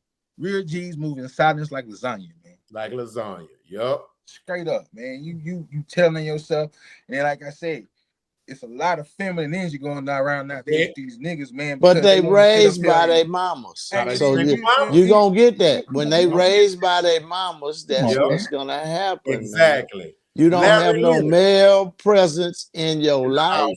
You're gonna be feminine. You're gonna be either one or the other. Yep. You know what I'm saying? Larry when Leonard. I say feminine.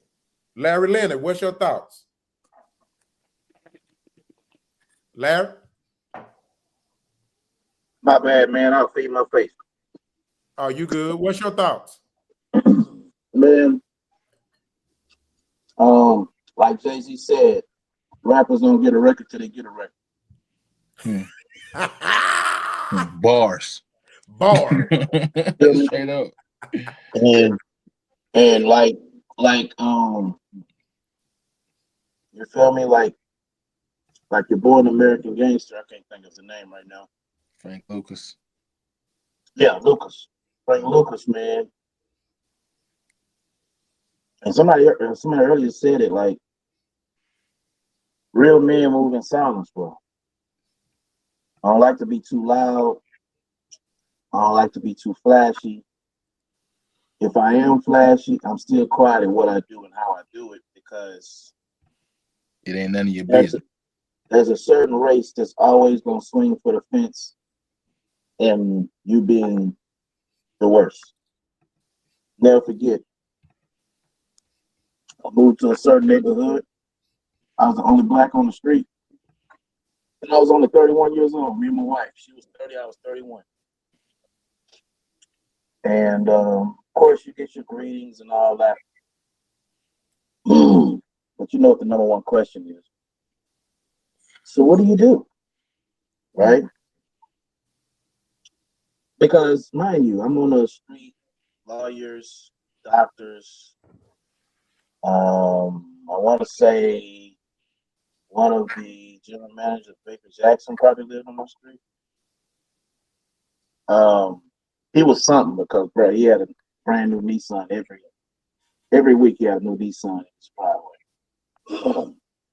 But here's my point: because of how another race view you. Okay, so they would ask me that question, and then you had your others who was just flamboyant, man. So what, you play for the Astros? You play for the Texans? What are you? Are you a rapper? Are you a singer? But do you hear that? All those extracurricular things, those are vocational jobs, right? Yeah. And I would just cut them off and say, no, I'm actually I own a real estate development company. Like, we can have regular jobs and live in this type of neighborhood too. But they'll always think the worst of you. So when we're talking about giving them paint, so why would you give them paint?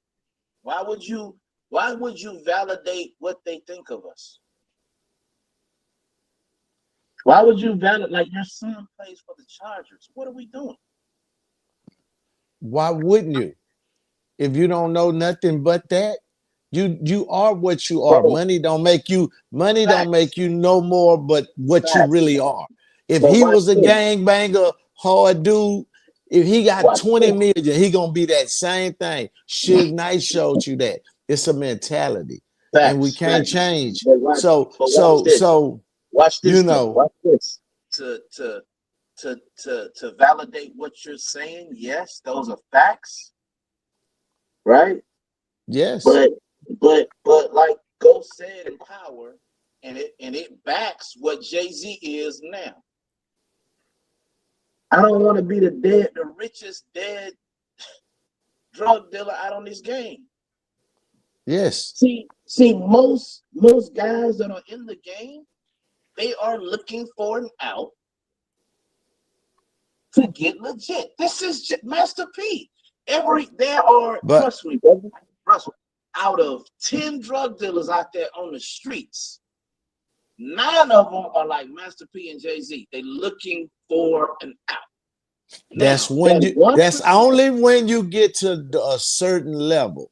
When you make a certain money, you start looking for safety. But when you in the mix, you not caring about none of that till you get to when you get to a certain level, you got the girl, the money, the house. Now you thinking like that. I'm just saying, because you gotta realize you have too many things right now. You have too many things right now to clean your money, bro. I'm finna help you out though. I don't like talking over like this on YouTube and spitting this kind of game, but you have too many avenues now to clean. Let me just keep it straight to wash your money. There's so many ways now to wash your money, opportunity to wash your money than it was in the 80s and the 90s. My nigga, you can go buy a ton of cars and put them shit on you cool with that. You can go buy a whole bunch of real estate and put that shit on Airbnb. Like, there are too many ways to wash your money. I'm finna help you out though one time, Larry. Peep this. The problem ain't that. The problem is we have no leaders. We have nobody to lead the young or want to be a leader. Even in the drug dealer, back in the Gap, you knew who the man was. Right now, you don't have nobody wanting to be the man or that. You don't know who's who. It's so just like camouflage. Everybody look like they the man. Everybody look like they doing this. Back in the Gap, you couldn't do that if you wasn't the man because it had order. It's no order now. So it's no leaders. Name one leader. Back in the Gap, you knew the big time drug dealers. You knew the big time speakers, the Christian leader, the Muslim leaders. We don't have not one person want to step up. Yeah, because here's the thing. Every time you help a black person, you're going to get to a point where you like, the niggas done turned on me. Fuck them. So you're not going to get no leadership. We can't. You know why? And without leadership, we can't have nothing. Let him land, Larry. Go ahead. This is why. Hold on, Larry. Larry, we're going to let him land, and then you can speak after him. My bad. Yeah, just put a let him go. No, you can let him go. Let him go. Ahead, Larry. Let him go. Go ahead, Larry. Let him go. No, I was just saying, like, you're right, but the reason why that is the reason why I don't believe we're 13% of the population. Okay. That's a bald faced lie. Exactly. If you know anything about numbers, and I'm making a point by saying this. If you know anything about numbers, we were 13 to 14% back in 1860. Okay. And the one thing we ain't stopped doing, we ain't stopped copulating. Now we can't be the highest in teenage pregnancy and still be 13%. But I say that to say, I have players that come to me, and we're talking about leaders. I have players that come to me every year, try to be a pro athlete, right? And they want to know why they can't make it here in the States. And I say this. I say, you know why you stand out overseas? It's because there's still rare talent overseas. You know why you can't make it here in the States? Because it's saturated. It's saturated. The market is saturated. There's another 15,000. Okay, Larry, I don't mean to cut you. What that has to do with the drug dealers? Hold on, I'm finna tell you. He brought up a point about leaders. And I first started that we're more than 13%. Mm-hmm. That's the first thing. And so I was telling him there are at least 15 to 20,000 kids that have graduated high school that don't have a job playing any kind of pro basketball. And it's just basketball. There's at least 15 to 20,000 kids. So what does that make America regarding the basketball space? It's saturated. In this country, the reason why you can't find leaders is because it's saturated. You got everybody that's somebody on YouTube. You got a million you have at least 200,000 podcasts that are Black with at least 100,000 subscribers. You got at least 10,000 podcasts Black with 1 million subscribers. Now, Larry, I got a fact check you on that because I know those numbers. That's not true. Well, look, whether they bought them and it's a part of marketing or not, there's a ton of people. My point. It's hard to get 50,000 subscribers. Everybody has a mic in their hand. Oh yeah, everybody got a phone. You definitely. Everybody has a platform. Everybody has a mic in their hand, and they move like the wind. Yeah. So it's saturated. You won't find leaders like Martin and Malcolm X and Fred Hampton right now. I don't mean to cut you off. Let me ask you this, and this is for you and Blackman, because you understand what I'm saying, no Black. So here's my thing, right? Because we had this debate a couple of episodes ago. What I'm talking about, but I'm gonna say this: the problem ain't that we don't have enough leaders. The problem is we don't have enough followers anymore because all the followers want to be leaders. Yep. That's the problem, bro. Yep. Nobody wants we have leaders. We have more than enough leaders. The problem is we don't have enough followers. Y'all remember the old school saying, we got too many chiefs and not enough Indians. Yep.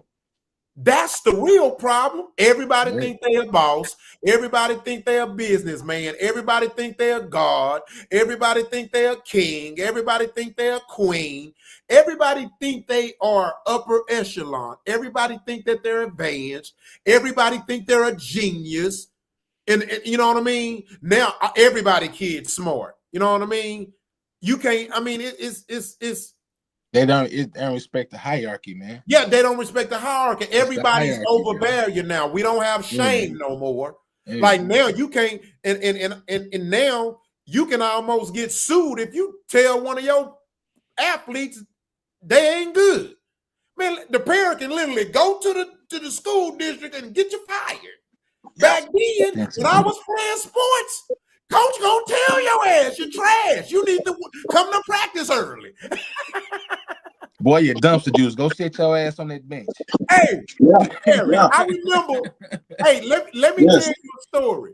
I remember when I had switched to I switched boxing gyms, but this was my younger boxing days. I was still learning, perfecting my craft, and so coach had seen when I was padding that I would switch up, and so when they asked me, coach was like, coach, he don't know which he be doing both. Which one? So they was like, which one you want to? Because I was like, I can do it both ways, you know, because I'm ambidextrous in the ring. And so I'll never forget, he told me, he said, get in the jab position. And he told the padding coach, he said, now jab. So I jabbed, and I jabbed with the left hand. And he was like, okay, cool. Then he said, jab with the right hand. And I jabbed. He say, boy, your right jab is pussy. You're going to start off right-handed, and then when you get that right, then you'll be ambidextrous. And he said it in front of everybody in the gym. Yeah. See, we don't have shame no more. Yeah, motherfuckers sensitive, man. Yeah, they sensitive. You know what I'm saying? But that was just my response to it, man. I don't think it's a I don't think it's so much a leadership issue or even or a follow issue. I'm gonna tell you what I see it as, based off what I was just telling y'all. The problem we have is chosen ignorance, because these same dudes. You know what? I'm gonna tell you this. You listening, Larry? I want to ask you a question, Rob. Hold on, Rich Black Man. I gotta say this, right? I'm gonna tell you, years ago, right? And I mean a lot of years ago, back in my dealing days, and hear me out. If you would have asked me back then why I sold drugs, my answer would have been to you, because I had to. But if you ask me that now, why I sold drugs, as a grown-ass, mature man of wisdom and understanding, I would tell you I sold drugs because I thought I had to. See how one word can change the difference in your reality? That's all it takes. But when you, so what I'm saying is, that's my proof that a lot of our ignorance is chosen, because we know how to act in certain places. It's funny how that nigga our nigga can be on Instagram and, yeah, nigga, I'm a killer nigga, da-da-da. But soon as he in court, Your Honor, I am a nerd. I'm not that guy. Hey, you got to realize too now, I'm them just guys, a rapper. See that's chosen ignorance. And because of that, I can't feel sorry for you. Because guess what? Because a real one, when a real one show up, when Pac went into that court, Pac was Pac outside the court. He was the same Pac in the court that he was outside the court. But you know something? You got to realize too, sometimes he's paid to be Pac. So you don't know nobody. I know, no. Listen what I'm saying. You didn't know nobody else but Pac. Listen, I know. No, it's not. Everybody knew Pac. So he had to be Tupac. What I'm getting at about leaders, and I'm saying that is, you got some people that probably would be leaders, but why? That's why nobody want to be president. Why? It don't pay nothing, and you're gonna get talked about, you're gonna get shitted on, the black people gonna hate on you, you're trying to help them. So this is the problem. Back in the gap, they show love to their leaders. Right now, if you go ask, you ask some people who influenced your life, they not gonna tell you nobody instrumental. They gonna name all entertainers, actors, movies. They not gonna tell you nobody that Malcolm X, Martin Luther King, such and such. They're not gonna give you that because we don't hold value in leadership. We hold value in entertainment. So that's the problem. And the white man understand that niggas don't want no leadership. They want to be entertained. So that's what he do. That's what works. And so all I'm saying is nothing new. So all I'm saying is that we can't blame it on leaders. We can't blame it on followers. We got to blame it on those individuals, because this chosen ignorance. We in the land of information. It was a time where we had to search for a lot of our information, right? Or some brother had to put these books in our hands. And a lot of people don't want to think. They don't want that information. They want to stay ignorant. They want to stay ignorant. But that's just human nature. That's not human nature. No. You're gonna have some ignorant people. You're gonna have ignorant people. You're gonna have smart people. You're gonna have all flavors. No. It's become that. You want to know what's human nature? To learn from a baby. And you can learn wrong or you can learn right. And what you do with it is on you. So that's why I'm saying you got the smartest. You can't be dumb and be a crook. You're gonna have to learn how to steal and get in people's shit. Well, it's a lot of dumb criminals right now walking around. These motherfuckers stupid as fuck. You can call them dumb. You can call them dumb, but they could get in your car. They could steal your ID and take all your money with nothing. They know how to do that type of shit. Now listen, that's stupid, but they know how to do. That's exactly. They so smart they dumb. That's exactly it. But that's what I'm trying to say. I don't underestimate nobody, because somebody knows something that you don't know. Gotcha. And because we don't know everything, so you have to, you know, I look, my I'm like, door. okay, see, I like my motherfucking door. see, and get you a weapon, Most Brad definitely. Rich, what's your thoughts on this, man? I know we've been talking. We're gonna let you chime in. What's your thoughts? Yeah, if you look, Brad Rich, when you talk, can you hear me? Yeah. Brad. Yeah, when you talk about leadership, we do have leadership. Yes, you just don't know it. We got leaders that's working with people, at kids and young people that just got out of the prison system. We got people that are working with people that are working with the homeless. We got leaders all over the country. We have leaders all over the place. You know what irritates me that the end. Now look at my neighborhood. We counted them. It's like 20 churches on in a mile radius. In the past, we had one church, and that was the community center. Yep. Everybody went to that one church. Today, we have a church across the street from each other. You know what? And I don't know if you noticed that, but I counted it between even a 4-block radius. Is one church here, is one across the street. It's one 2 blocks down. They like McDonald's. And it's one 3 blocks down from there. What's the difference in what they're saying?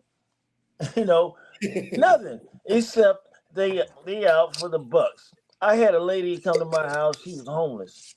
Do you know she could not get no help anywhere?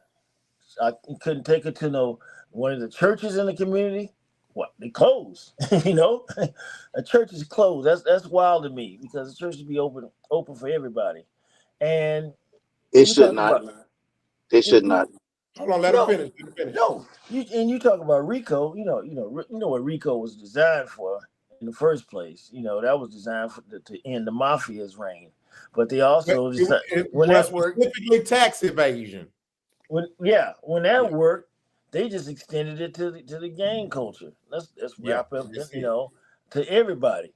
And we've been caught up in this ever since. How do we get out of it? We got to organize, and we're not organizing the way we should. We do have leaders in the community that's been there. What I got sidetracked. They're not highlighted. Well, I got sidetracked when the Black Lives Matter thing was going on. And we all did. It's okay. I was part of it. I was like, wait a minute, who are these new cats on the block? Because a lot of these people that popped up, I didn't know them. They didn't work with the people the old school people that's been in the community for all these years. It was like, wow, where are these people coming from? What are they talking about? And that just tripped me out when I seen that. That was a money grab. Well, that's a whole. I don't think the whole Black Lives Matter thing, where Republicans and right wing. That was propaganda by saying that. Try to say that was a money grab. I don't think so because it was created in it's a money grab. Because soon as it was over, the money was gone. Where did the money go? They had millions. Where did it go? And it's okay. That was a money grab. A lot of us fell for it, but I can hold myself. We can hold ourselves accountable and say we ran behind a bullshit ass organization. They lied to us, and they actually were supporting queer and lesbian folk. And the shit was never for Black Lives Matter. They used the black man as a front to further push their agenda. And it actually it's nothing different. The white lady did that to the black lady. Exactly. When they did when they did the women's movement, they put the black women in there because it wasn't about them. It was just about like that DI shit. That DI shit. That. Like all they had to do was look on the list. They 6 on the list. DI was never meant for black people. It was never meant for them. It was meant for white women. It was forcing the white America to hire more white women and give them fair wages. They want to get out the house. They want to get out the house. That's totally false, though. That's totally false. That's totally a fact. That's totally false. So you can go online and look at the DAI list. We 5 or 6 on the agenda. Hey, I'm about to go. I'm about to go watch a movie with the wife, man. I want to say Okay. to myself tonight. Okay. All right. Yeah, I appreciate you, Larry. No, I enjoyed myself. All right, come on talking next with Wednesday, like-minded baby. people. Number love. All right. Yeah, I this do is on appreciate this is on every week. Wow. All right. I'm just saying though that DEI just gave people the opportunity, black people the opportunity. They knew they could do the job. Let me finish. Go ahead. Black people had the opportunity to get in the door.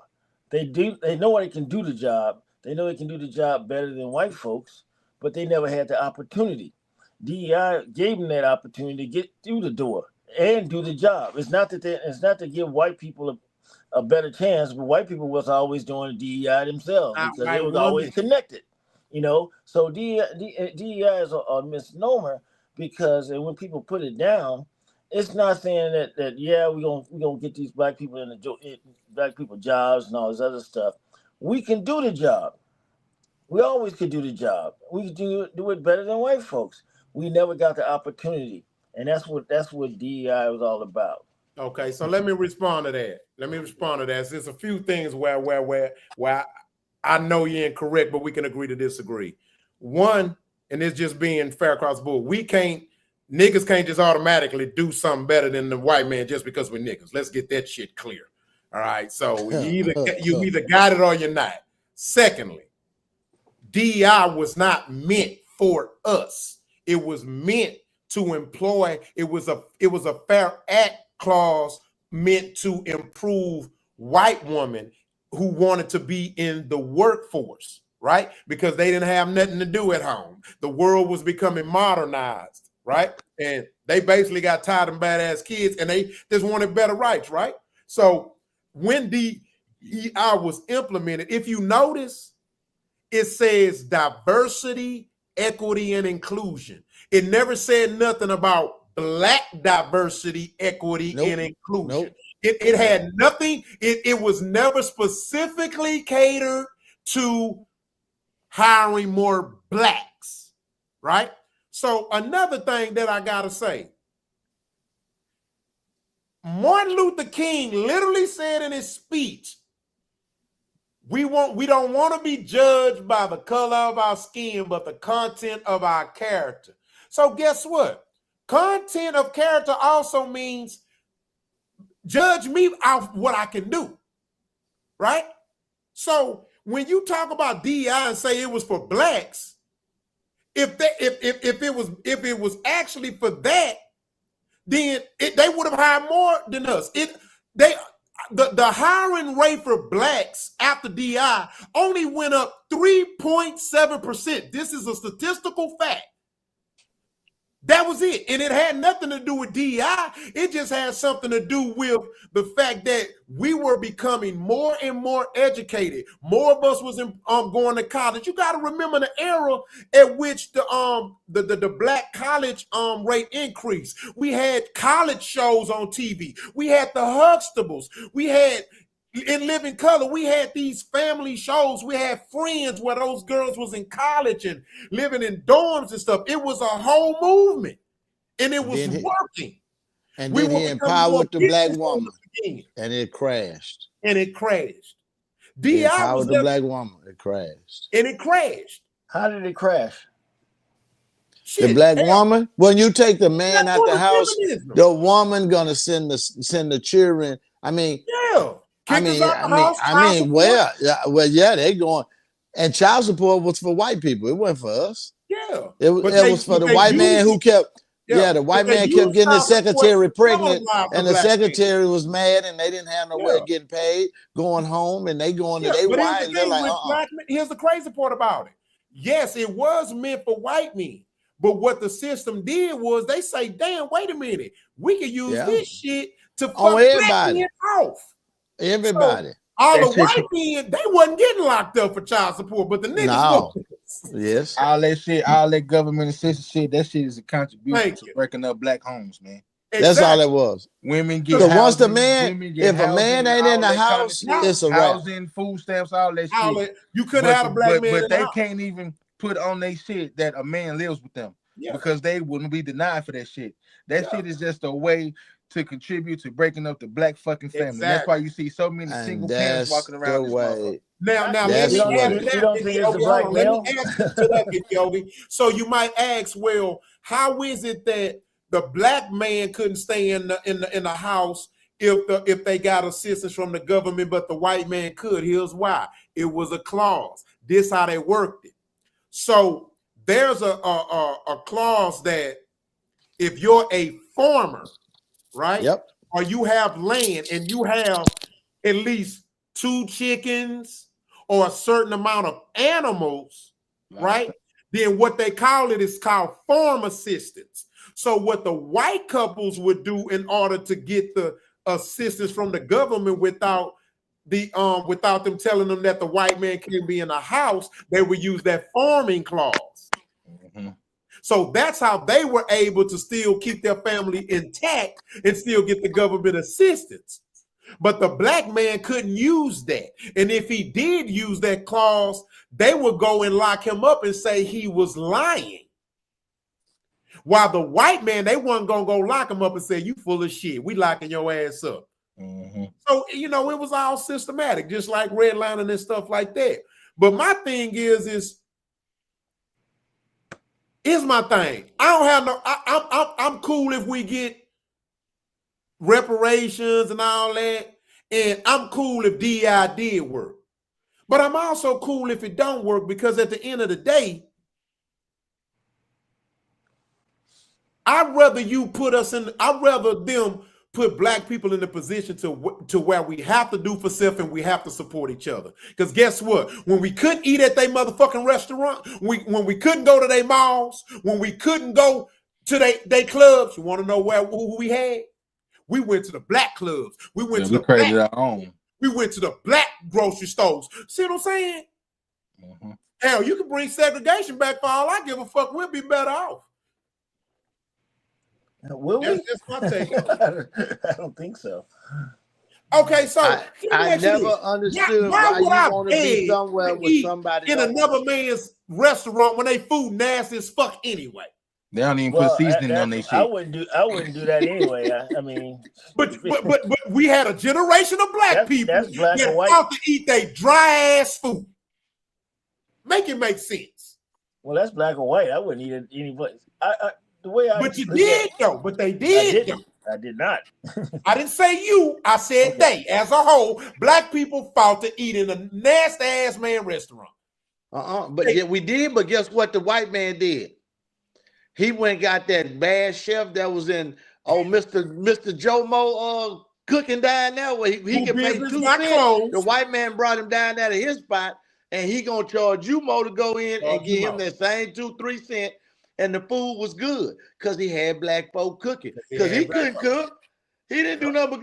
He bust our shit up and made it his and charged us for our own stuff. That's all he did. It was just a good trick. It worked. Now the thing is, we need to raise more men. And we have to figure out how to do that. And when I say raising a man, I'm not talking about learning about this and that. I'm talking about finance, and I'm talking about everything. We have to start all over. That's the only way you're gonna get it. And you got to start in your house with yours. So anyway, Yeah. All right. So we're gonna go to the next subject. I want y'all to check this out. Let me get your thoughts.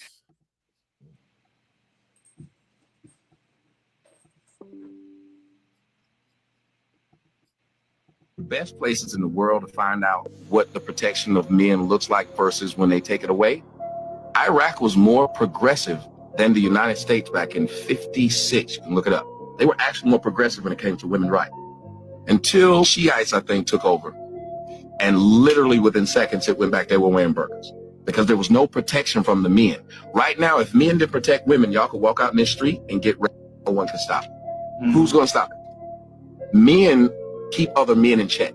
That's why it's sad that women talk so low to men when literally women wouldn't have anything if men decided we're not going to give it to you. Damn. And allow men lower themselves to raise women up. Because if a man decided that he wanted to just continue to oppress you, what could you do to stop it? If men collectively said, we're going to continue to rape women, we're going to continue to keep women in the house and barefoot and pregnant, what could women do to stop it? Nothing. Thank you, dear. So men should be looked at a lot better than they are, because we're looked at as horrible people, and we're literally protecting and building society. It's one of the best places in the world to find out. All right, so I gotta admit, man, when I saw that, because it definitely went viral, that was deep. Because and one of the reasons why I posted it is because I know I'm not the only one noticing it. I'm not necessarily, I don't even really care to, me personally, y'all can, but I really don't, some things I don't care about a solution. You know why? I'm gonna tell you why. Because in situations like that, it's one of them situations you just gotta let people go through what they're gonna go through. And what I've noticed is that, and modern women in general, specifically Western women, but more specifically Black women and Black ladies, the reason why I'm speaking on y'all specifically, because y'all who I care about, y'all who I like. I personally, you could date who you want, marry who you want. Love is colorless. But for me, my wife got to be Black. My woman got to be have some level of melanin in her. So being that y'all are who I cater to, who I care about, I'm going to speak on y'all. I've never in my lifetime seen the level of disrespect given to Black men like I do now. I mean, Black women have gotten so comfortable with disrespecting Black men to the point to where they talk and actually buck them like they can beat them physically. And I just want your thoughts on it. You know what I mean? Speak on it. There's a lot of it. We gonna know what it is or whatever. But hey, Big Yoga, your thoughts. I mean, shit, you telling the truth on that one, bro. Like we had this conversation last time I was on with y'all, man. We could sit up here and go out there and deal with the world, man, and come in and deal with a disrespectful woman, even though we do everything under the sun for them. You know what I'm saying? Like old buddy said in that video, man, if we would decide to stop, where would y'all be? So I agree with you. I agree with you when you say sometimes you gotta let motherfucker go through what they're gonna go through. If you think you can do better without me, show me you can do better without me. If I back myself out of the picture, what you gonna do? Now it's your time to show. Because me, I know me personally, I'm good. I'm gonna be good. I can take care of me and all my responsibilities. You feel me? But if you sit up here and you keep on getting disrespected like that, like who gonna sit around and keep taking that shit? A simp? But you know, the women get complacent with the comfortability that we provide for them. You know, they think it's automatic and you can get that anywhere. But when you a man and you taking care of your family, you protecting your family, the woman get complacent like, oh, I can, and she don't understand it's only because that man there and he providing that. And the other man gonna play along with it. Cause soon as you get out the picture, trust me, she found out the hard way. But because we provide so much stuff, you know, I'm gonna show you an example about women. I told my woman, I said, when I raise up the toilet seat and use the restroom, that's courtesy. She said, you supposed to put it down. Nope. Raising it up was the respect. Me letting it down is just, hey, if I want to. But the courtesy came because I did pee on the top what you had to use. What's the problem with you letting it down? She did not understand that. You supposed to let it down. No, I don't. I'm just not supposed to pee on the top. So I lift it up. So you telling me I gotta let it down? No, you a lie. You's a lie. That's real. That's real. That was something she learned from me. She said, you right. I said, but you feel that I'm supposed to do both acts. No, my act is to lift it up and not piss on the top. You can let it down. Well, you can let it down. Why do you let the top down? No. You confused. You know, you asking for too much. You see what I'm saying? Yeah. As a man, we're not gonna ask you to do something you're not supposed to do. We're not gonna, you know. But you know, hey, this is where we at. Rad Richmond, Rad Rich, what's your thoughts on it, OG? It's two things. It seems like you say the man's getting dogged out by the woman, but there's a lot of times that the woman's being dogged out by the man. All right, stop. Hold on, stop right there. Hold on. Now, I got to stop you right there, right? Because we talking about the woman. Now, when we talking about the men and their issues, we're gonna get on their ass. Okay. It's not. This is what Dr. Ben Yakaran, senior gynecologist. Yeah. See, that's what the women like to do when we talk about the issue. Now we talking about the woman. We basing this off the guy doing what he's supposed to be doing, him being a respectful man. We talking about the state of the mindset of the black woman right now. But don't they go both ways? No, they do not go in hand in hand. Those two different subjects. Okay. What I'm trying to get at. Doc Ben always said his roles of a man, roles of a woman, and you should not be in that relationship. If he would always say, if you can't lie down with a woman and understand her and have a relationship and be able to talk to her and wake up the next day and be able to talk to her, you don't need to be with that woman. Period. Well, Rad Richmond, let me say this. We're not basing it. Hold on, we're not basing it off if they're necessarily in a relationship. We're talking about women in general in today's society. They're just disrespectful as a whole. Like just going to a grocery store. Like I remember back then, if you open the door for a woman, they would say, "Oh, thank you." Now they won't even say thank you. They'll look at you like, "Nigga, that's what you're supposed to do." Well, they should not do that. So that's what I'm saying. So I'm not being specific to a marriage or relationship. But just because they do that, do you not do it anymore? I will. Yeah, we done stopped. A lot of us have stopped. Yeah, you damn right. You get tired, man. Yeah, this the game changer. Yes. I ain't the best dude to know about relationships and all that stuff, but it's just what I've seen, and I know what you're talking about, how black women can be, and try to dog you out and all of that stuff. You get frustrated. You just can't deal with it, and that's why they end up going with white girls or somebody else, another race. But what I've heard was that black women have been beat up so much that's why they act that way. You can explain that to me. I don't know. I'm trying. But one thing about me, man, I don't like swimming in excuses because look, black women and black men have both been beat up to a certain degree, right?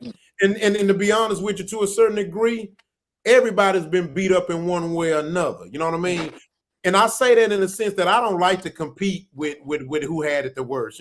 It's like a nigga who got shot 2 times arguing with a nigga who's saying, "Oh, nigga, well, I got shot 4 times." Motherfucker, both of you got shot. You know what I'm saying? I mean, you know what I mean? So I guess my thing is what effect do you think that's going to have on us as a whole, being that we are living in a time where black women as a whole don't value black men no more. They don't care to marry him no more. At first, it used to be hell getting a man to marry you. Now it's hell to get the damn woman to want to be married. Also, they walk out half naked and everything. Don't care about what the man think. They creating son husbands and stuff like that. What's your thoughts on that as compared to what maybe what you've seen in the past as far as how women were more so had respect for black men back then? Can you explain a son husband? I didn't hear that one. Okay, so a son husband is like where a woman who was raised in an environment where she didn't have consistent male authoritarian figure, she grows up thinking that she could treat her man as if he's her child. So now we have a generation of women where they give their son more respect than their man. And you call that what again? Son husband. Son husband. Okay. Yes. Because now they look at their man, they treat their child as if it's their husband. And they're treating the men that come into their life as their son. So the men becoming second to the kid, man. To the kid. Wow. And that's why you see the young YNs in the street acting like that. Yep, exactly. Because they feel they are when they don't know what that is. Yep. You see what I'm saying? They all pretending. They're acting. Yep. That's why they get in real situations and don't know what to do. You act and you'll get in a real situation and you don't know what to do. And that's where we at. You know what I'm saying? We have to the youngsters have to understand the playing field. Because it's no way you go to school 12 years, then you graduate and they say, hey, go to the world, go to college. They ain't gave you the rules. They ain't gave you the laws. They ought to teach you the laws in the 10th grade, 9th grade. So you can know the laws. You'll know what to do and not to do. You know what can send you to jail. When you find out about what could send you to jail and what not to do is when you're in trouble. You got to think about this. Women are growing up saying that they don't need a man to raise one. You know how insane that has to be? Yeah, and they say they don't need a man, period. Period. Cap. You can't teach a man to be a man, man. Well, to catch you out of there, I ain't never heard my grandma say that. She was with my grandpa till he died. And I know he was, and I ain't saying he was the best, the honest, and none of that. But grandma knew, hey, I'm gonna stay there for the family. You know what I'm saying? And that's why we had family. Now you don't have no grandmas, you don't have no family. Nah. Hell no. Where you going to eat Thanksgiving at? Where you going Christmas? It's bullshit holidays, but you get to see the family well. Everybody got their own family now. And you got the mamas competing with the daughters now for me. Shit. Everybody competing with the daughters, trying to say you got grandma competing with the grandbabies. With the grandbabies. Shit, you got grandmas getting BBLs now. Shit. What you talking about? Viviica Fox. Viviica Fox just turned 60. She got a BBL for her birthday. See? She's 60. See? That's insane. Diabolical, man. That's what? That's diabolical. What? Hey, that blew my mind. 60 years old and you wait till you 60 to get a BBL? Man, you wait till your pussy got out the game and decide to do something. No. Hey, ass brand new pussy got miles on it. It's out the game now. It's out the game. What's a BBL? What's that one? You don't know where they go get their butt done. Yeah, the butt job. Oh, yeah. I heard that one. I heard that. Wow. All right, so we got one more topic, y'all. We got one more topic. Let me go to it. This is gonna be interesting too. I'm gonna play 2 videos, but I'm gonna play this one first. Oh shit.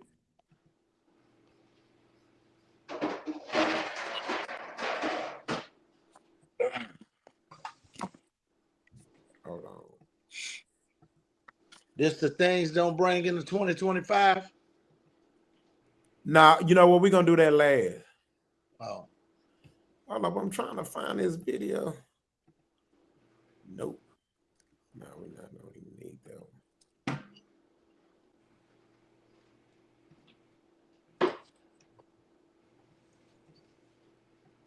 Just a second. I can't find it. So I'll just do this one then. I thought I had it. All right, hold on.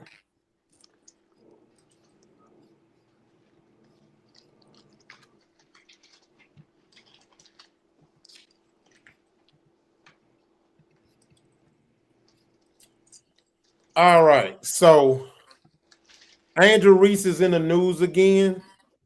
I'm gonna show you something else, but first I'm gonna show you this. So basically, what happened is Andrew Reese has been vocally threatening, telling WNBA players that we need to boycott because we deserve more money and they underpaying us. Well, one of the representatives of the Players Association for the WNBA made a comment, says, after all, nothing says progress like halting our momentum, right? You have little to no leverage here.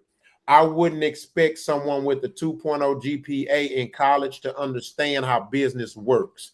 Stick to making layups and let the experts handle the business. Now, to her defense, she also made Angel Reese also made a comment about her not doing her job. Now, the other video that I was going to show you was also to add to it was about Jaylen Brown, and he's been vocal as far as with Black Power type stuff, you know what I'm saying? Black movement. So my question to y'all is this, and I'll start off with mine, but then because it's a part of the question, is how do you feel about athletes in general using their voice to vocalize frustrations when it comes to things like the Players Association and the lockout, quote lockout, threat of a lockout when it comes to the monies being paid and or racial inequality and stuff like that. So I'm gonna give you my thoughts on it.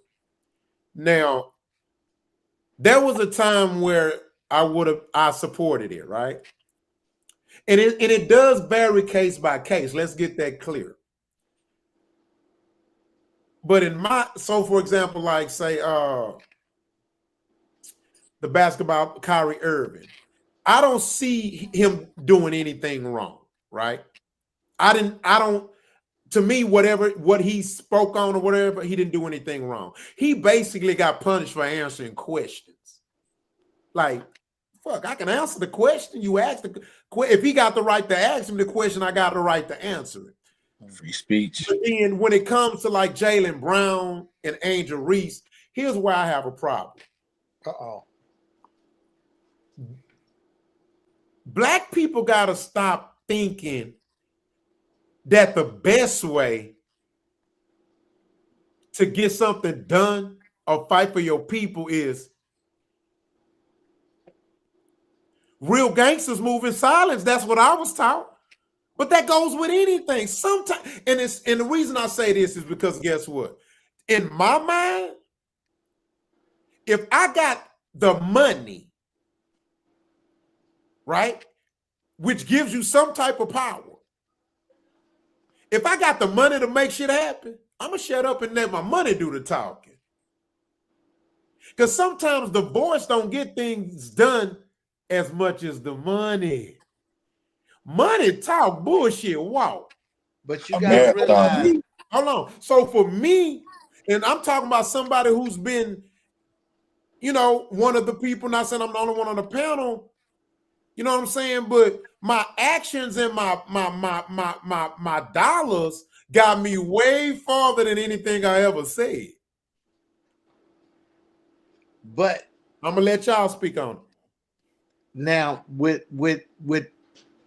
modern technology and the way we are, we can't run from it. People gonna go to the net when they got a beef. I'm sorry, when they got a gripe.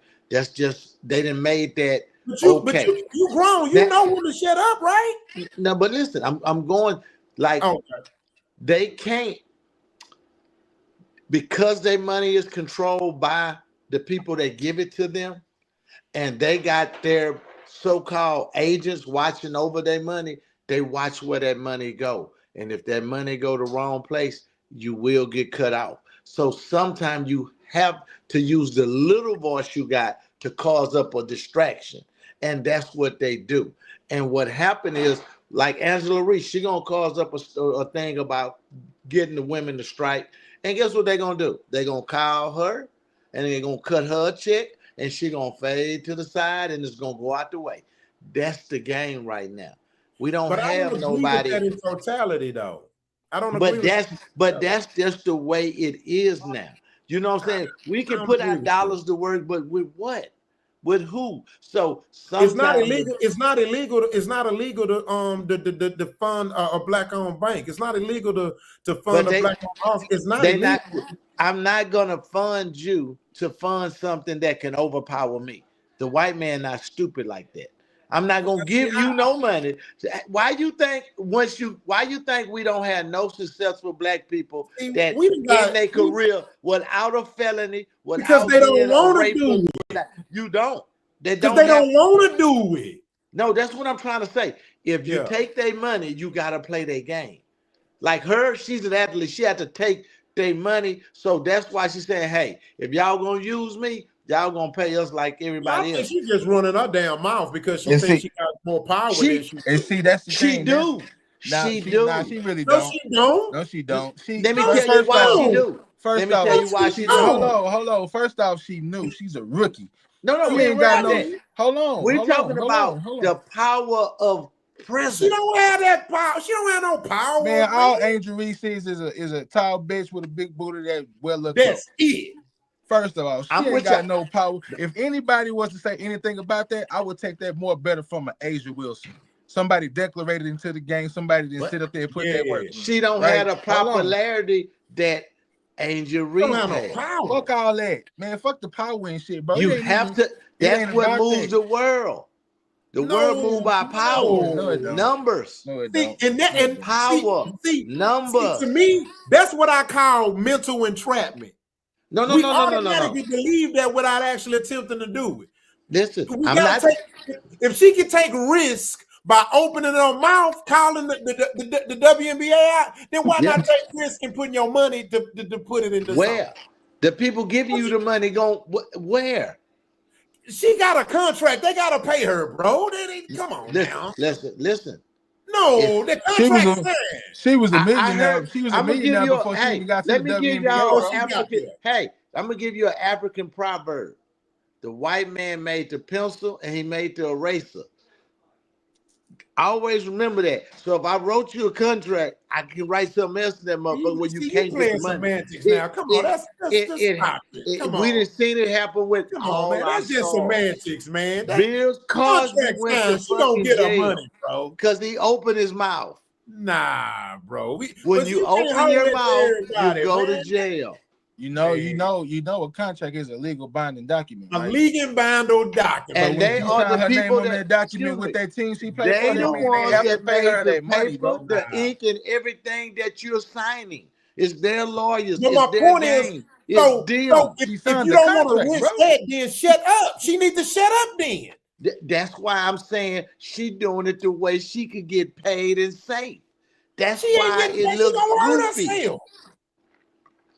Come on, man. Listen, you ever seen? Bro. Let me help you out. Let me help you out. Thinking, Let me show you something. When you're doing something, right? Let me show you. Let me tell you something, right? Let me show you something. Right. I'm snitching on you. I'm telling on you. I know you're gonna send you and Yogi, y'all coming. So I'm gonna go to the camera and say, hey, here I am. I'm telling on them. So if anything happened to me, it's your fault. Because I'm telling on you. So that's what they do. They run to the camera, say, hey, it's me. So if anything go with her, she knows who it is. And she Please tell me who they is, bro. WNBA is they who I'm talking about. That's why she's trying to get the rest of the girls to come in and say, hey, let's all boycott. That's all she's trying to do. And once she get that little position, then you can move. But it's not going to happen. You seen what the lady said you clearly don't know business. You don't even have no leverage. I make more than they do. I understand that. And I make more money a year than they do playing basketball. Me too. Yogi make more money a year than they do playing basketball. Yes. You make more money a year than they do. That's cool. But the thing about it is, they're trying to get in a position where they're not like that. And guess what? That's what the ABA had to do. The NBA, everybody has to do it. The NLB, they wasn't playing. You have to fight for your money, man. Let's keep it. And that's all she's doing. Now, I'm not saying it's right, but you gotta fight for your money. Hold on. Let's keep it a bean, though. You think some motherfucking mouse would have moved if Caitlin Clark would have said that?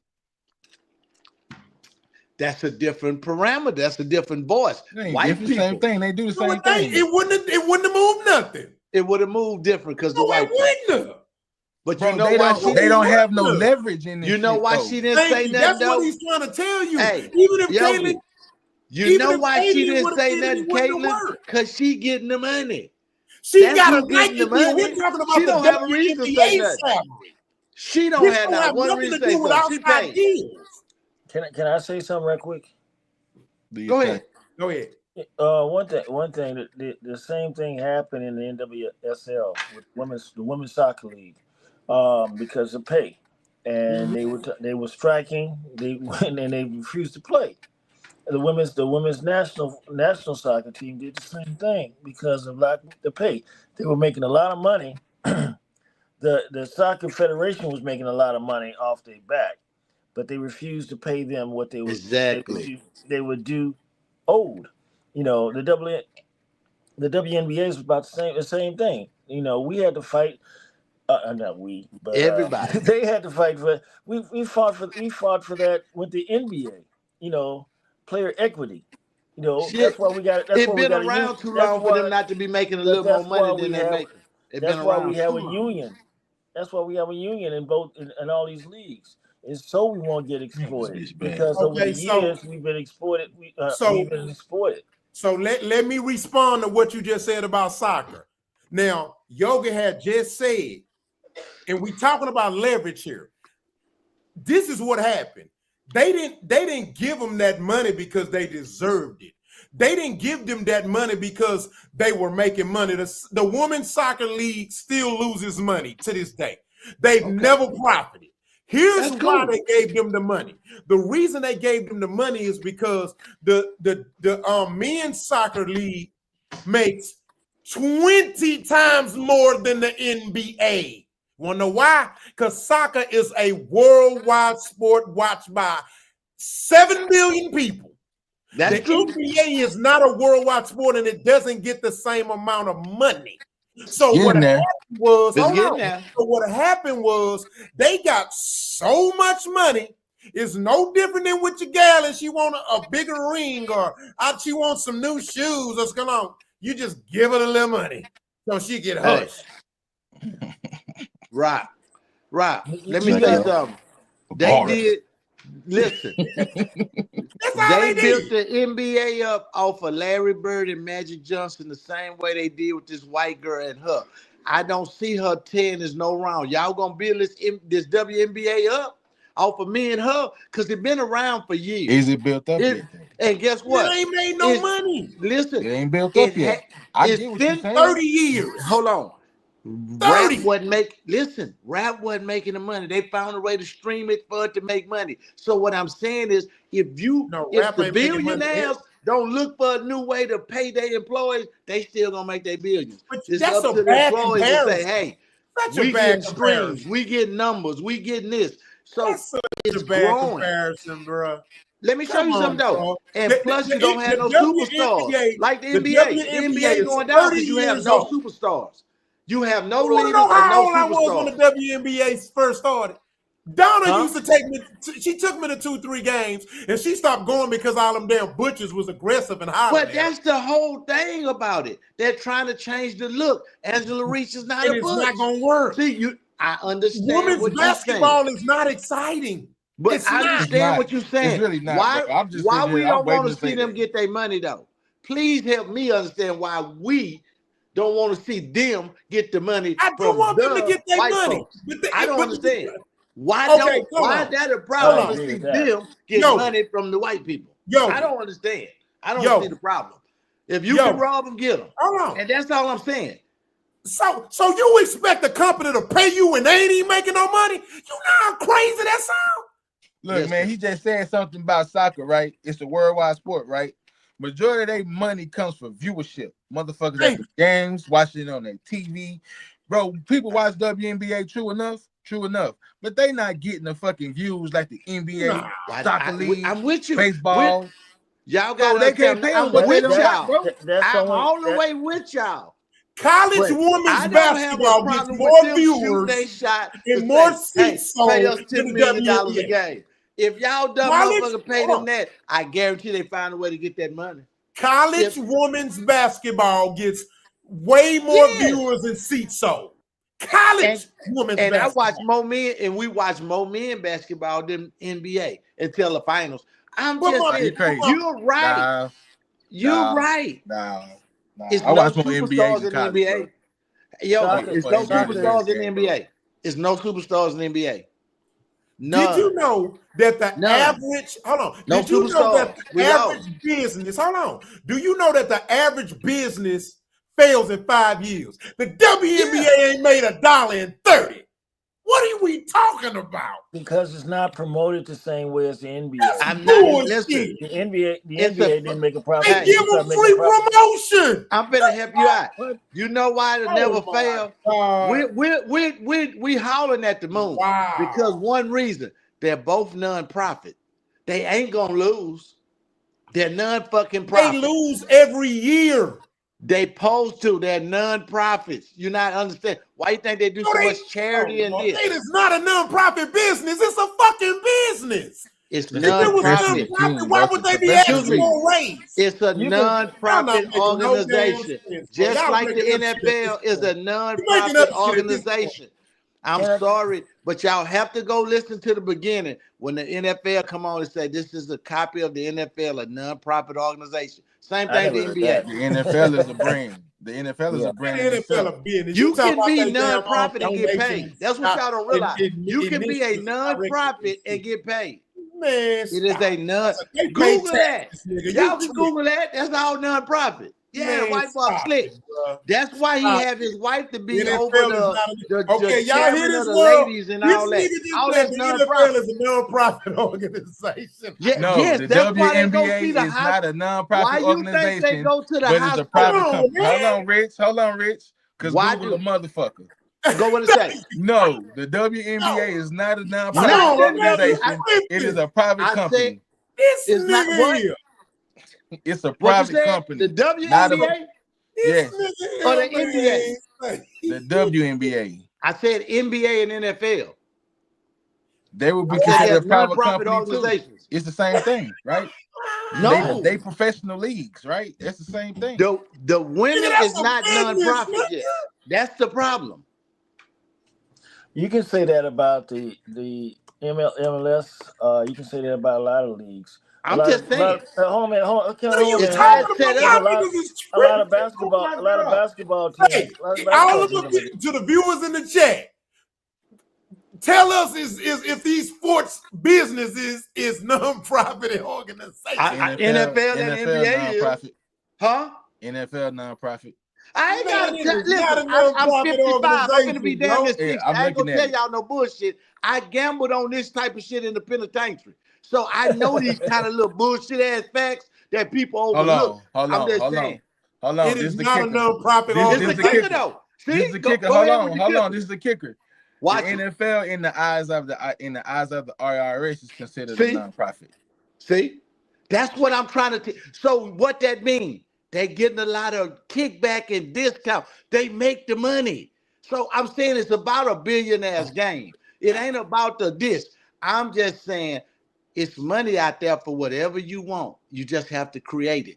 And I'm not mad at the women for trying because NBA had to do it. ABA had to do it. NFL, everybody had to do it to get their money up. See, Or this you'll how you stay at a gotta be certain area. mindful. See, hold on. This how you gotta be careful because see, just like you understand business too, right? I have 2 LLCs, right? So check this out. Let me explain to you. See, I know what I'm talking about. So check this out. The NFL is a 501c6 nonprofit. Hear me out, which means it's a category designed to exclude local chambers of commerce and small business associations from paying taxes. So they still pay taxes. You can be a business and still have a nonprofit sector of your company, which gives you tax exemptions on your business. I'm glad you're learning, Rock. I'm glad your ears are closer to your mouth than they are to mine because you're learning. I know that already. People with that bullshit, What I'm saying is, I'm saying the money. Billionaires learn how to move their money around with words. What That's major all I'm business saying. don't have a All I'm saying nonprofit organization? it's money there if you It's want an to make it. extension. It's to save taxes. Billionaires pay different, dog. I'm telling you, why you think they the owners have to vote you in, and this it's a secret organization, and they pay how they do. Okay. I'm just saying, we know the women don't nobody watch it. It ain't none of that. I'm just saying, I ain't mad at them for trying to say, give us some more money. Now, where y'all gonna get it from? I don't know. But hey, go. You have the right. Yeah, I they do got not the want right. to step on another person of color and say, don't ask for no money. Please go ask for some money if you think you're worth that. And I think they are. I just don't think they gonna get it, but I think y'all worth it. You know what I'm saying? Y'all put on every night, y'all do this here, but you know, it is what I'm it gonna is. say this. And Now, once they get some superstars or some people that's worth seeing, the money go up. Like Michael Jordan. Until we got Michael Jordan, the money didn't go up like that. I think that it's not wait a gonna minute happen. though, because I think that it does. If you go to him, Let me tell you something. People do go. People do go. To None the of you game. And niggas I've seen ever got I paid enjoy that off better than emotion. NBA. Off what? None of you niggas have ever got paid off emotional. You can't get no raise because of your emotions. They want a raise just because I feel like I deserve more. No. When you play basketball night in and night out, you take a toll on your body, man. So it ain't like them girls ain't doing that. Niggas out here digging bitches on offshore whales. So what the fuck? Listen, they ain't doing shit no worse than what a nigga doing. All the money that they're gonna get as WNBA players, man, is gonna have to come from endorsements, man. If they that's what I'm trying to say. They gotta fight. They're not but getting they it gotta from the make league themselves, itself, bro. They can't give them nothing that they don't have, bro. That's it. They are getting money from the league, to be honest, and because they not making none. Duh. They are not making no money. They haven't profited in 30 years. You have to factor in the money for promotion, the money for the gas, you know the buses you getting from city to city. You can say I'm that. gonna tell you They just got private jets for getting your the club largest started. companies in the world don't make no money. Man, come on, man. Bro, they The just got largest private companies jets when in the Caitlin world Clark got into report the they don't make WNBA, no bro. money, man. That's another lie too. Stop that shit. I know it. Look at Elon Musk Uber paid and all $10 billion that. They say in they taxes. don't make no money. Elon Musk have paid $10 billion in taxes since he's been running. But I'm just saying, they report they don't make no money. That's a lie. Business that we feel are put that out there. They report every year. They well, you can, but you embarrassed and said, "Come on, man, stop it, bro." I'm not saying it's real. I'm saying what they report. That's a federal fucking crime, bro. Yeah, that's illegal, bro. That's illegal, my nigga. But they do it. They don't. Do it. You cannot do that. It's illegal. We just talking about they ain't made money in 31 years, but they still we just talked about drug dealers getting cars and shit, and they ain't got no W-2s and all that. Yeah, and now you talking about the companies doing the same thing. No. It's easy to show losses with a company. That happens every day. True, bro. What the hell? You act like you wasn't around when Imran did that shit. That was one company. No. And look what happened. Companies he got hemmed up for that shit too, didn't he? Yeah, he got hemmed up for that shit. He got hemmed up. 862 motherfuckers damn near got locked up. We not tripping on that. And everybody who got paid good didn't do not one day. Enron don't exist. They didn't do not one day. I know people are affected by Imran. That's bull. See, you gotta stop that. Come on, Rich man. What? These people still doing time from that shit. No, it's that's only like bullshit. Bullshit. Not the CEOs. Bullshit. Not the CEOs. People out there, make sure you do your own fact checks and research because this is some bullshit. I know a black dude that did 3 years off of that bullshit. And he didn't do it because of that. He had all his money in Imran. He had all his money in Imran downtown. And they shit and took all their money and kicked him out. That nigga went back in there and took all of them computers with the info. They gave that man a lot of 3 them. years. A lot of them niggas still For got taking, locked up. for They probably taking out his now. death It's been stuff. like 25 years. So I know. Rad, what you saying, I'm saying Rad? the CEOs didn't do no time. 2 of them died, and 1 of them just did like a year and came I'm home. just saying. I'm talking about millions on millions. Them people want to kill them. Motherfuckers went to They jail. took Enron don't exist. 401k. They took all them people money. We gotta stop acting everybody like invested white back people in the just company. automatically get away with shit. No, they don't. I gotta It stop. happened every day. They made the law, Rock. You gotta Jeffrey realize Dahmer that. didn't get away with it. Thank you, Hey, guys. Rad, what Come you on, saying, man. Rad? Everything we can't They play make the right law. with How you think everything. if you make the law, you don't think you can get away with the law? Oh my No. God. Okay. Y'all too overwoke for me, man. All right. The top. My favorite president got 31 felonies. He ain't in jail, and he president right now. Because there was false charges trumped up on the nigga. I wouldn't care, Rock. I'm saying he got convicted. Hey, the president that just got out, his son got caught with cocaine in the White House. They gave him 5 years. He got what they call. They threw all that out. I know. They threw all that out. That's not what happened. If you want to go into details with that. Also, if you have money. And then now we moving goalposts. I've been talking about money the whole time. So that's all I'm saying. Money changed all what we're talking about. Let him land, Rich. All I'm saying is, if you have money, you can keep stuff in court for years and not do any time. The guys with Enron, the top officials did do time. The one guy committed suicide, so that's the reason why he didn't do any time. The bottom effect of all that was the thousands of people that lost their jobs and lost everything with Enron, and that was a sad point about that. People lost their pensions. People lost all everything. They lost their house. All because of these 3 guys that had been robbing the city for a long time, and it did. And the bad part about it was, it wasn't the local media that actually reported on it. Nope. It was the New York Times and the San Jose Bee. I think that's the name of that paper. They were the ones that broke the story on it.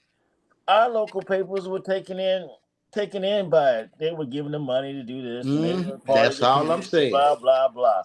And nobody would even thought of investigating them here in Houston. Yes. And they got a pass for a long time. That's all I'm saying. That's what happens. But they did. But when they came down on them, they did. They did some time. 1 year, 2 years, maybe. No. Ain't nobody done over no 3 20, years. 30 years, fam. No, they didn't. Nobody done that time.